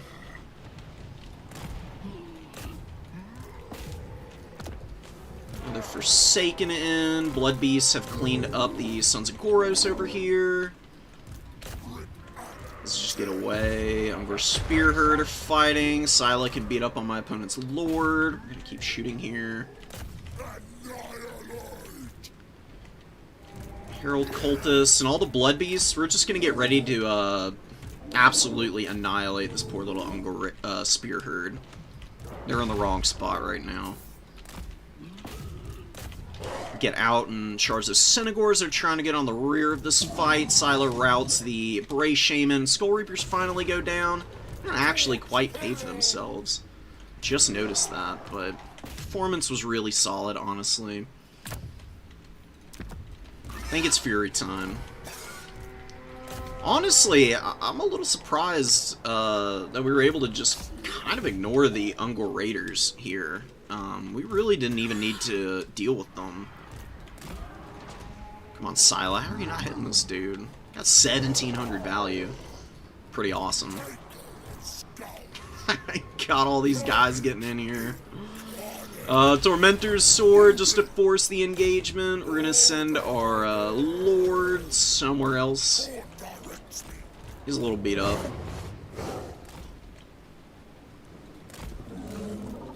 Forsaken are gonna go in and get this attack off. Did kill these Synthes. Just try and survive, bud. Let's get over here. We're gonna shoot these Corngors now. Get more Furies. Furies are just gonna start attacking all the archers that are left on the field. We've got a Blade of Corn. I don't think I'm using that actually. Use that on the Forsaken for now. Just keep shooting here. Herald sits behind the pillar. Forsaken grind down the Synthes over here. Dual weapons are a really good call-in right now. Furies need to get up in the air. Actually, they can just continue the fight there. That would be a really nice sort of corn target, to be honest. So what we're going to do here, get ready for it. Land on the Corngors, charge with the Blood Beasts. The ultimate sandwich here. Now we Horn of Corn all that. And this fight should go really quickly in our favor. Those guys are going to get absolutely deleted. And just charge here. Forgot about these guys. What else do we need? Another Forsaken? Honestly, just a couple Marauders, I think, are going to be a good choice. Yeah, Corngors get absolutely run over. Scylla's gonna get in there, do some damage. Herald's baiting, and we're gonna run away now.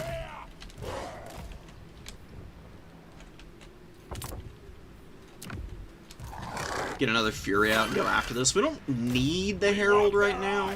Would like to keep him alive, but we're doing just fine with all of our other engagements at this point. Dude, I swear, this... I really didn't think the Herald was going to turn out to be as good as he is. Like, the Tormentor's Sword and this melee attack buff are just really filthy.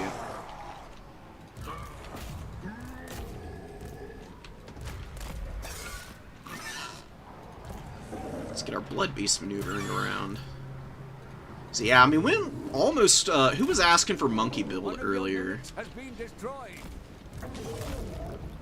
This is basically monkey. I mean, got Silo, we got triple Blood Beast.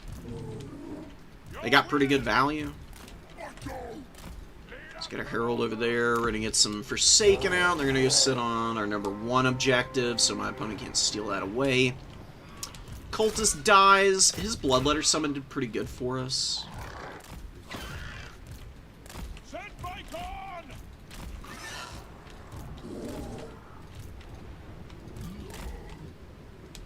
It's another Corn Gore. Let's get the Furies in position. I'm gonna do the same thing again. Who'd have imagined, right? Rinse and repeat actually ending up being effective here.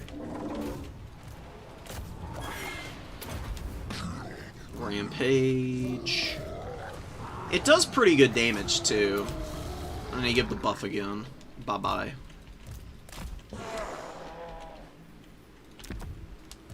Father's Marauders! Oh, you love to see it, man. I knew it. Unending glory is yours. When your win more buttons actually get you more wins. It's basically what this game turned into. Skull Reapers did get their value. Oh, they got... There were like 2 of them fighting off in the middle distance at one point. Sila hard carried that game for us. We just destroyed the Doom Bull. I mean, he came in, it didn't even have a hope. It was GG when he went down, unfortunately. That's the one weakness of Beastmen. I mean, they're a great faction, but if your Lord gets sniped, they really fall apart. That Primal Fury attached to the, like, 60 leadership across the board in the entire faction can really start to work against you there. I do love Bestigors, but need a little bit more there, I think. Really, the Centaur mobility, I think, needs to be out a little bit earlier, because it's just so effective at stressing out players. I mean, I fell apart in the second game of this tournament because of all of the throwing axes that my opponent brought out, right? I think if Tom had done just 2 throwing axes in the opener, maybe played off my back point a little bit more, he would have had a better time engaging with his big Great Axe infantry.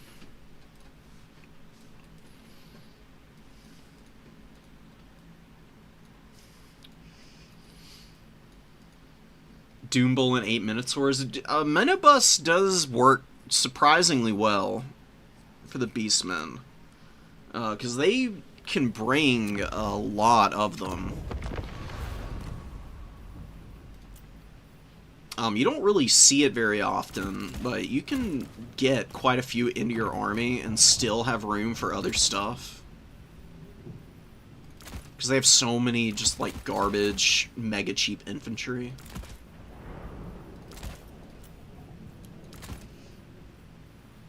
There's like 1,000,000 Ungor spears underneath it all.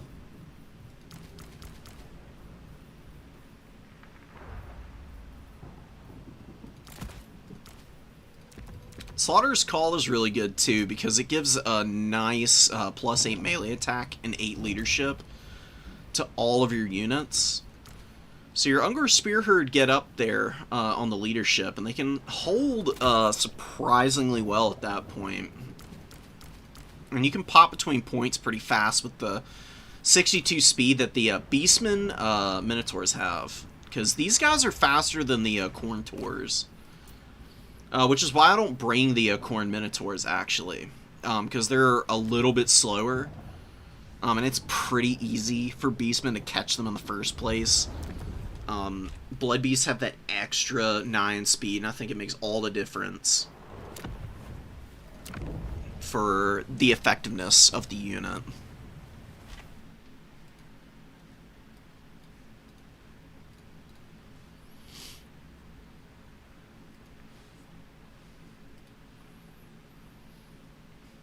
Alright, for everyone just joining us, welcome in. We're getting up there. We're still a little behind on the op points. It's looking better and better, though.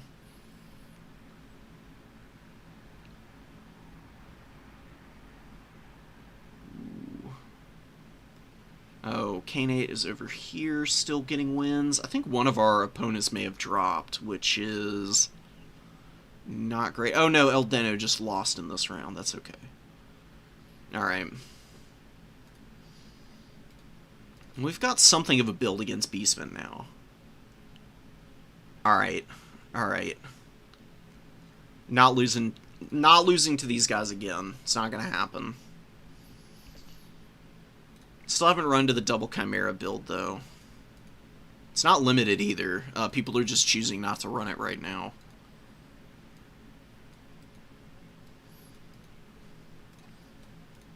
You can see over here what the limits are. Heir of Kurnus is limited to 1. It's really overtuned, so reasonable, of course.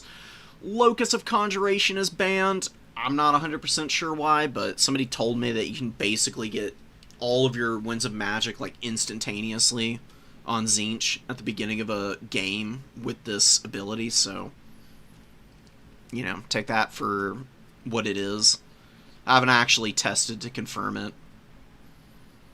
Tzeentch is kind of a mid-faction. I think that building them around their ability to just throw down unholy amounts of magic in the early game, honestly, is probably their best chance of being a top-tier faction, to be honest. I can see how that'd be really frustrating, though. ROR Chimera is really overtuned. It got banned. Chimeras are already too good, and this one's only 350 gold more, and it can heal, which is filthy. If you've played against this thing, you know just how strong it is. Dreadmaw's limited to 1, another really strong, potentially overtuned unit. I've been having a lot of fun using just the 1 in the Warriors of Chaos builds I've been using. Bearman banned on Warriors of Chaos, which is fair, because I don't know why they're giving a core Norska unit to Warriors of Chaos anyways. I think it was an oversight, to be honest. I think they're supposed to be part of the extended roster, because if you go in and look at the Warriors of Chaos, you might notice that Followers of the Great Eagle and Riders of the Mighty Serpent are in the extended roster. Both DLC units, both available for Norska, and both suspiciously lacking on the core roster. So I think the Bearmen are intended to be there, and they just forgot about it. They've done it before, so, you know, take it for what it is. I think it's a pretty fair point to keep them off the Warriors of Chaos, because you basically just play Norska Light with them on the with them available on the roster the way they are right now.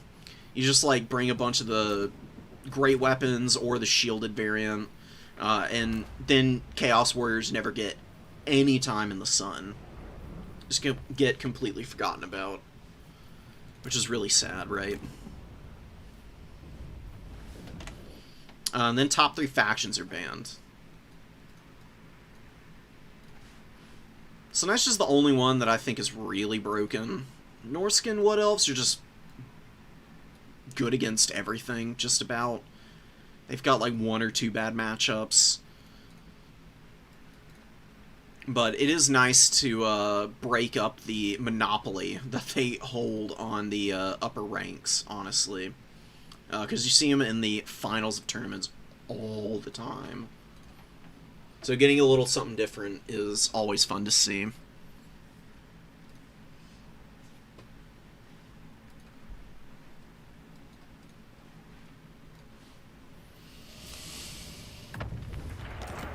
Get our next lobby up, and we're gonna... What are the maps? Do a little game planning ahead of time. Something I never do, typically. Changer's Madhouse, Pit of the Everchosen, and Norscan Rise. I've already played on Norscan Rise, so I'd love to avoid that. Pit is a really fun map. Honestly, Khorne is pretty good on it because of the way the spawn points are laid out. You can really pressure your opponent's backline with some just wild shenanigans because the... Where's the little Google file? Let's go find it real quick. I can just show you what Pit of the Everchosen looks like. I've been seeing people add it to the map pool a lot more lately.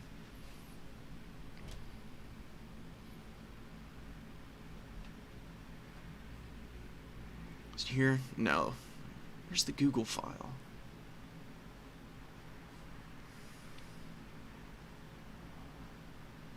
I think Otto's got it in his tournaments normally.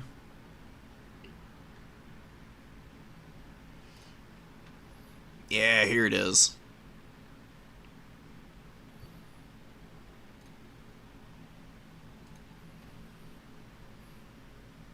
So you can see that point on the middle, obviously, around the big pillar. There's 2 objectives on the outside, and then, yeah, spawn points literally all over the map.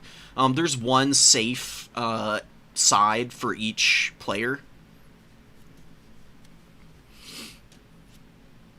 But honestly, that didn't go too far because it's pretty deep set, and it makes it very hard to actually maneuver up to the middle objective. So really it just turns into an absolute madhouse when you actually play on this map. It's the only map and the only game I've ever had a tie-in in domination mode was here. It was an absolutely crazy game too. Oh no, damn it, I didn't swap you over. That's a big my bad.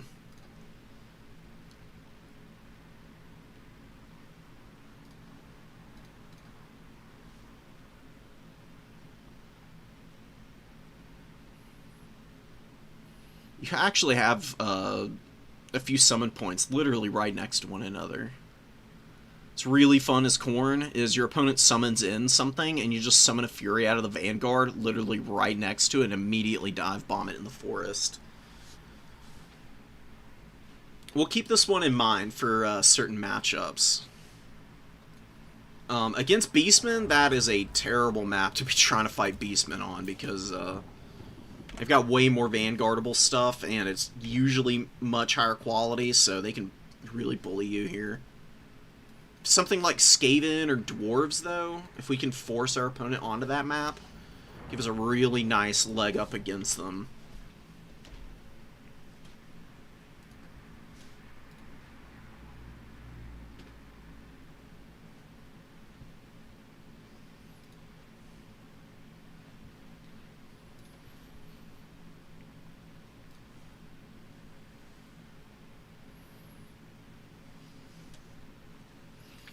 One more game before the final round.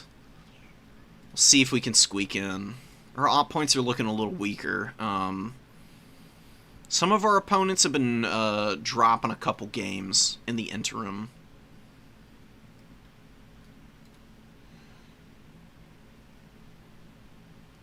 And that's definitely hurting us a little bit.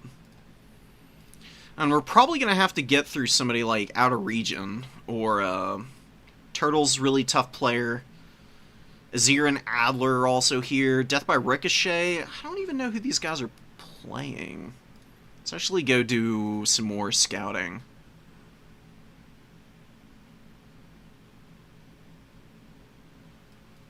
Already run into Kane on Beastman. Lydon is on Dowie. Got a lot of Beastman players, my goodness. Yeah, Turtles is on Greenskins, which is not surprising. He loves the orcs.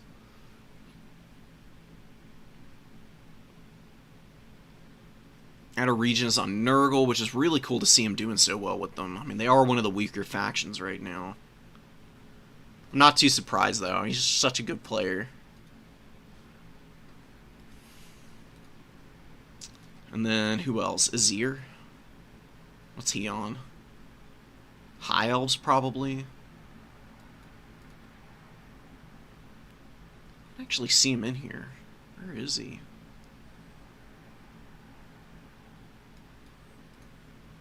We got Dark Elves for our boy, Ricochet. Yeah, Nazir's on High Elves. Okay. Very cool. Nice selection of factions. I'm not really surprised so many people are playing Beastmen because they are the, they're the next one up in terms of the win rates. You know, you ban the top 3 and, figures that the number 4 faction is going to start getting a lot more attention. You can come even, flip you back over and we can take a little peek at the, Beastmen win rates. You can see they've got a lot of really favorable matchups up here. Anything above 60% is, generally speaking, really, really nice. And you're not going to have to stretch yourself too hard to find a build that's going to have a leg up on your opponent. Around the, like, 50 range, these are, like, more even matchups, but still slightly favored, usually. Definitely, Khorne, Dowie, and, actually, yeah, just Khorne and Dowie, and then maybe Chaos Dowie. A little surprised to see that's at 7 and 7. Dwarves, I don't know how Beastmen are losing to Dwarves. You just max out on Chariots and just bum rush them, and you'll knock them over like bowling pins the entire game. The Mean Green Machine is definitely a pretty even matchup. I'd say it is probably favored for them over the Beastmen. And then Slaanesh is just hard for everybody. Empire is a little surprising, but they do have some really nice tools. Master Engineer Steam Tank is really tough to kill. Plus you got grenade launchers, and War Wagons can be really hard to shut down. Coast and Counts, not super surprising. Beastmen just don't do well into the undead in general. Tomb Kings are the exception because you've got good answers to their lords. Plus Malagor with Flock of Doom spam is just really good at wearing out Skeleton Horsemen. Yeah, kind of a quick breakdown on them. I play a decent amount of Beastmen, so I'm fairly familiar with how they do into just about everybody. Are there any surprises on here? Not really. Just that Chaos Dowie matchup. That's probably closer to like a 60-40 for the Beastmen. Norska's a little surprising. I think Norska should have a slightly higher win rate against Beastmen, but it is a little tough for Norska because Synagors can just swarm all over you if you're not careful. Norscan Ice Wolves are a little bit less effective than they normally are in that matchup. Plus, Beastmen Infantry typically outtrade the Norskins. But I do imagine that,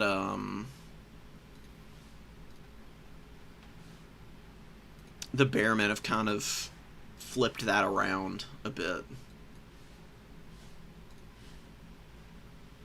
Okay, yeah, we gotta get through outer regions, so some make or break for the top 4. If I don't make it into the top 4, I'm just gonna end stream. We're just playing until we lose, basically. Or until we're eliminated. It is an SFT, so you get guaranteed games. Or Swiss SFT.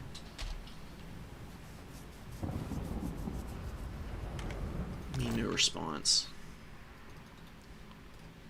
Okay.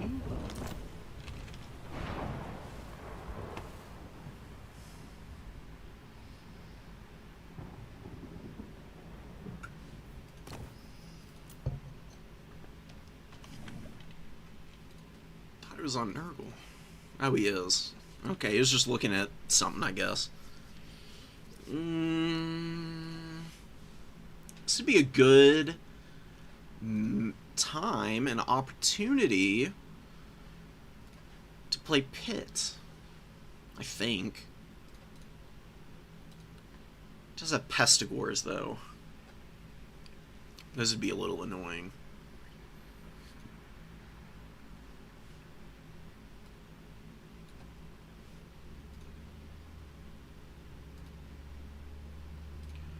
Are any of these maps ones I just absolutely do not want to fight Nurgle on?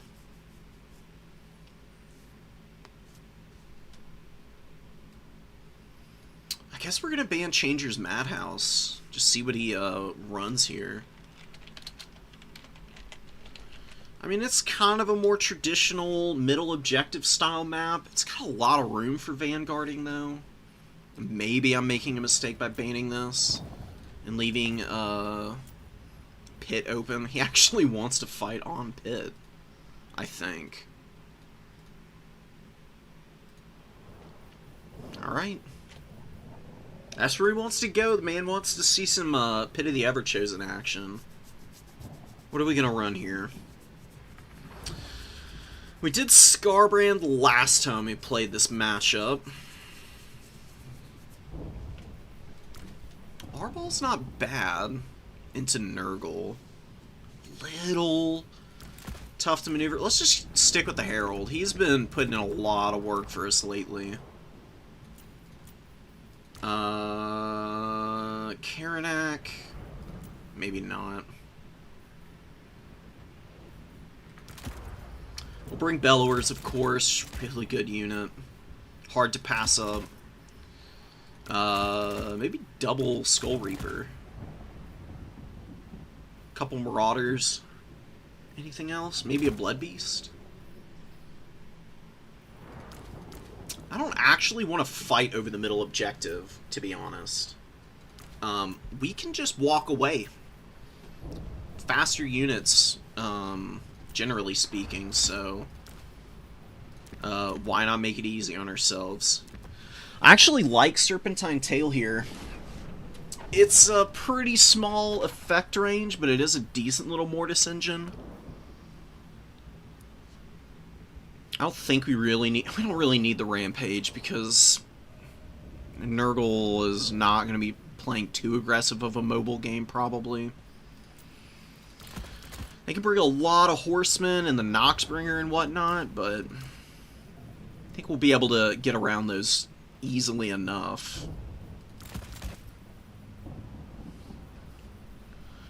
I mean, Outer is a good enough player to make me eat my words, though, so let's not get too cocky. Dual Weapon Marauders in reserve, maybe? Could do Forsaken or Bloodletters.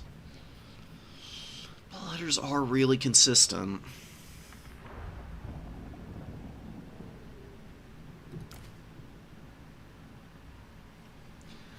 We're conceding the air again, which I'm not super chuffed about. That's always a risk against Nurgle, but as good as Valkia is, I don't think she's really nearly as good against Nurgle as she is in some other matchups where you've got to contend with some Air Force and then also drop Sloupners. As good as this ability is, and Demon Shield as well, I think Outer Region's the kind of guy who's going to be able to work around it pretty easily. I think just go with the Bloodletters and the Skull Reapers and call it a day. A lot of Furies, though. Maybe 3 of them is a little much. Just don't know what else I can cut here. It's really nice to have the ITP on the Minotaurs, because Nurgle does have a lot of terror-causing units, so Blood Beast can be a little bit... it can be a little bit of a break point for you. Just don't know if I want these letters right now. Maybe more cap weight and more bodies, but...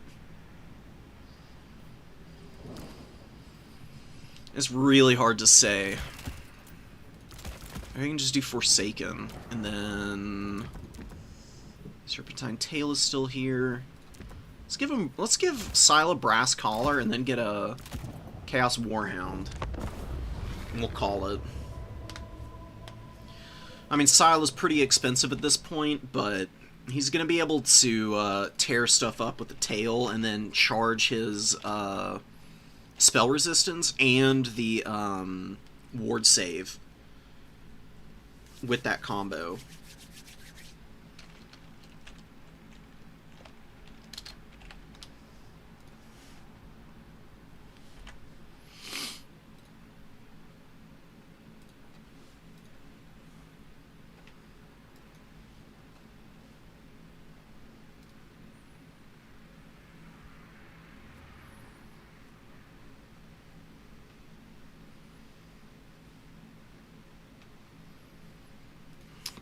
my body is ready. We could just get stomped here. Nurgle does have some pretty good builds against Khorne. Blood for the blood god. Definitely gotta be a little bit careful when you're going up against them. We're gonna kind of skew our build towards the back. There's no place to Vanguard. Oh, we can. Ooh. If I had more units, I would start putting them on top of my opponent's reinforcement points, just to see if we can get an early catch. Axfather's marauders. I'm gonna leave the Marauders here for a moment. Get this guy, Group 2, Horseman 3, Blood Beast 4. Thorns worthy. We'll see where the Skull Reapers end up going. And the Herald's here just to pop a Tormentor's Sword if my opponent just, like, immediately rushes me. This could be a huge mistake. We might want to back off a little bit more. I mean, the reason I don't want to engage Nurgle early is because they'll just pop heals. Mortis engines and all kinds of other gnarly stuff. It's just going to turn that fight against me immediately. You need to play the long game against this faction, otherwise you're going to get suckered in real quick and wonder why you ended up losing out in the early moments.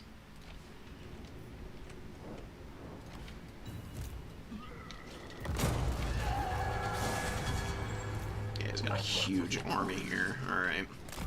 Let's get the hell out of here. Run, boys. We don't want the smoke from all these Chaos Warriors. Yeah, okay, let's get the Skull Reapers over and start trying to defend a little bit. Horseman are gonna go grab his back objective, actually.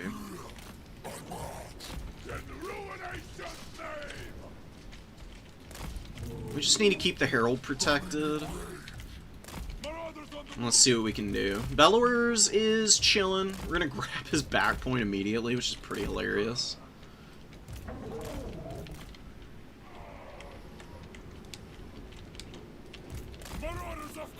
Let's keep our Chaos Warriors tucked in a little bit.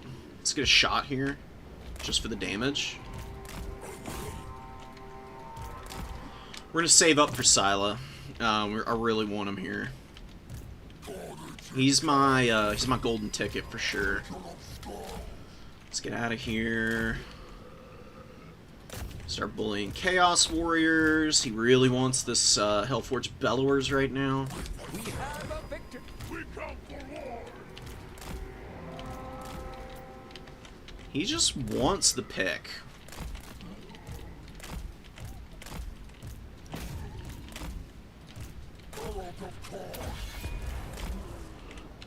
We're gonna get out of here. Now the Herald's gonna run away too. It's a nice little shot in there, but we got Scylla on the way through. He's gonna help out pretty tremendously. We'll sit on the back of this Chaos Warrior. Just chip these guys down. The more we can make him have to maneuver, the better, because he's not going to maneuver nearly as effectively as we will.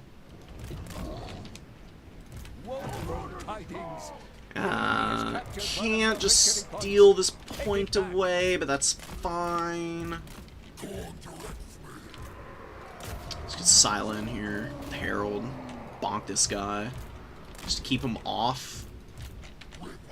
Actually, did not keep him off. But the Bellowers is maneuvering away fine enough. I do believe he's using the, yeah, he's using Rot or Die and all the other shenanigans, so definitely a little painful.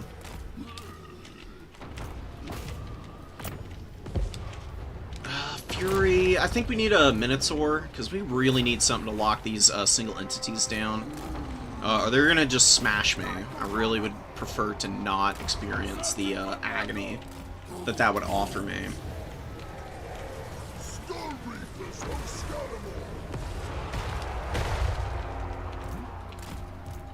No fear, no regret. He's doing a good job of pressuring my point. He's winning the value trade pretty hard, too. I don't know why my Herald can't get out of here. Get out of there, bud. Don't need you in that fight. Begging you. Alright, let's see if we can maneuver around this and find a way through. Scylla just got absolutely annihilated. And the Hero Squad is about to just brutalize my poor little Herald here. Rivers of blood. It's not looking great. Well and truly in the danger zone right now. He's grabbed my points. I can't keep the Bellowers safe from all of the Hero Squad. My single entities are really not getting a whole lot of work done. Bellowers has done some damage, but really nothing too crazy. Skull Reapers have been nice, but we're not killing enough of his units quickly enough. I just don't think we're hammering hard enough. And yeah, my lord just gets absolutely bulldozed here. I think that's probably GG, dude. Oh my god.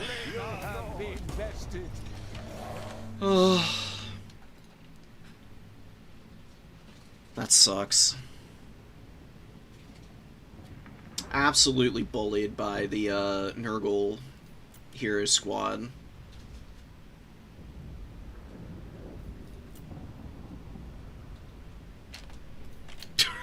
None of my units did anything. He just got in there with all the damage reflection spells, and I just all my units basically killed themselves. Like, there's nothing you can do about it when somebody executes it well enough like that. So that's basically the tournament for me.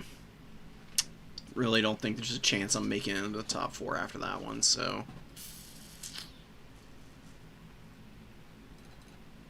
Probably just going to go ahead and call it.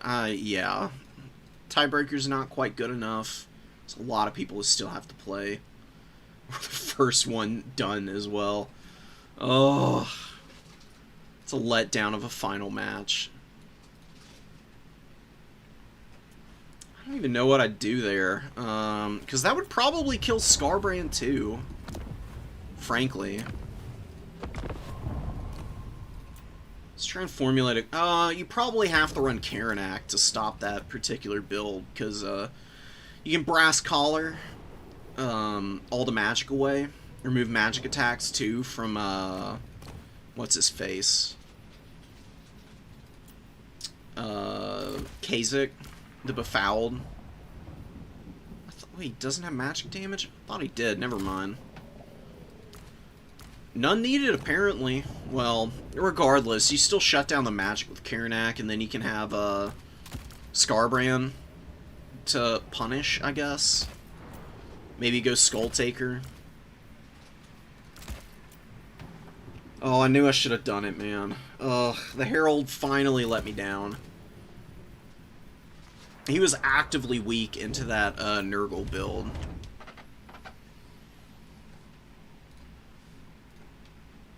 His buffs just countered my own units, because the way damage reflection works is it's just calculated based on the hit chance of your own units, and it reflects a certain amount of damage based off that. So the more your units do damage, the more damage they take from the melee reflection.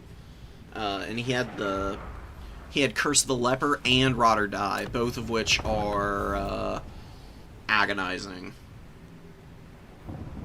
Yeah.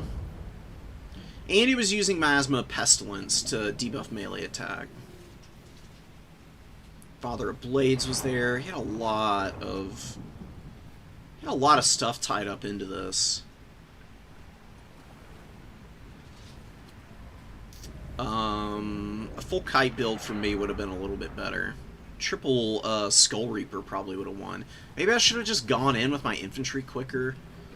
I don't even think that would have worked, though. Still got the same problem. I don't know. I'll come up with a build another time. Thank y'all for showing up, guys. I'm going to call it here for now. And till then, GG's, peace, take care, everyone.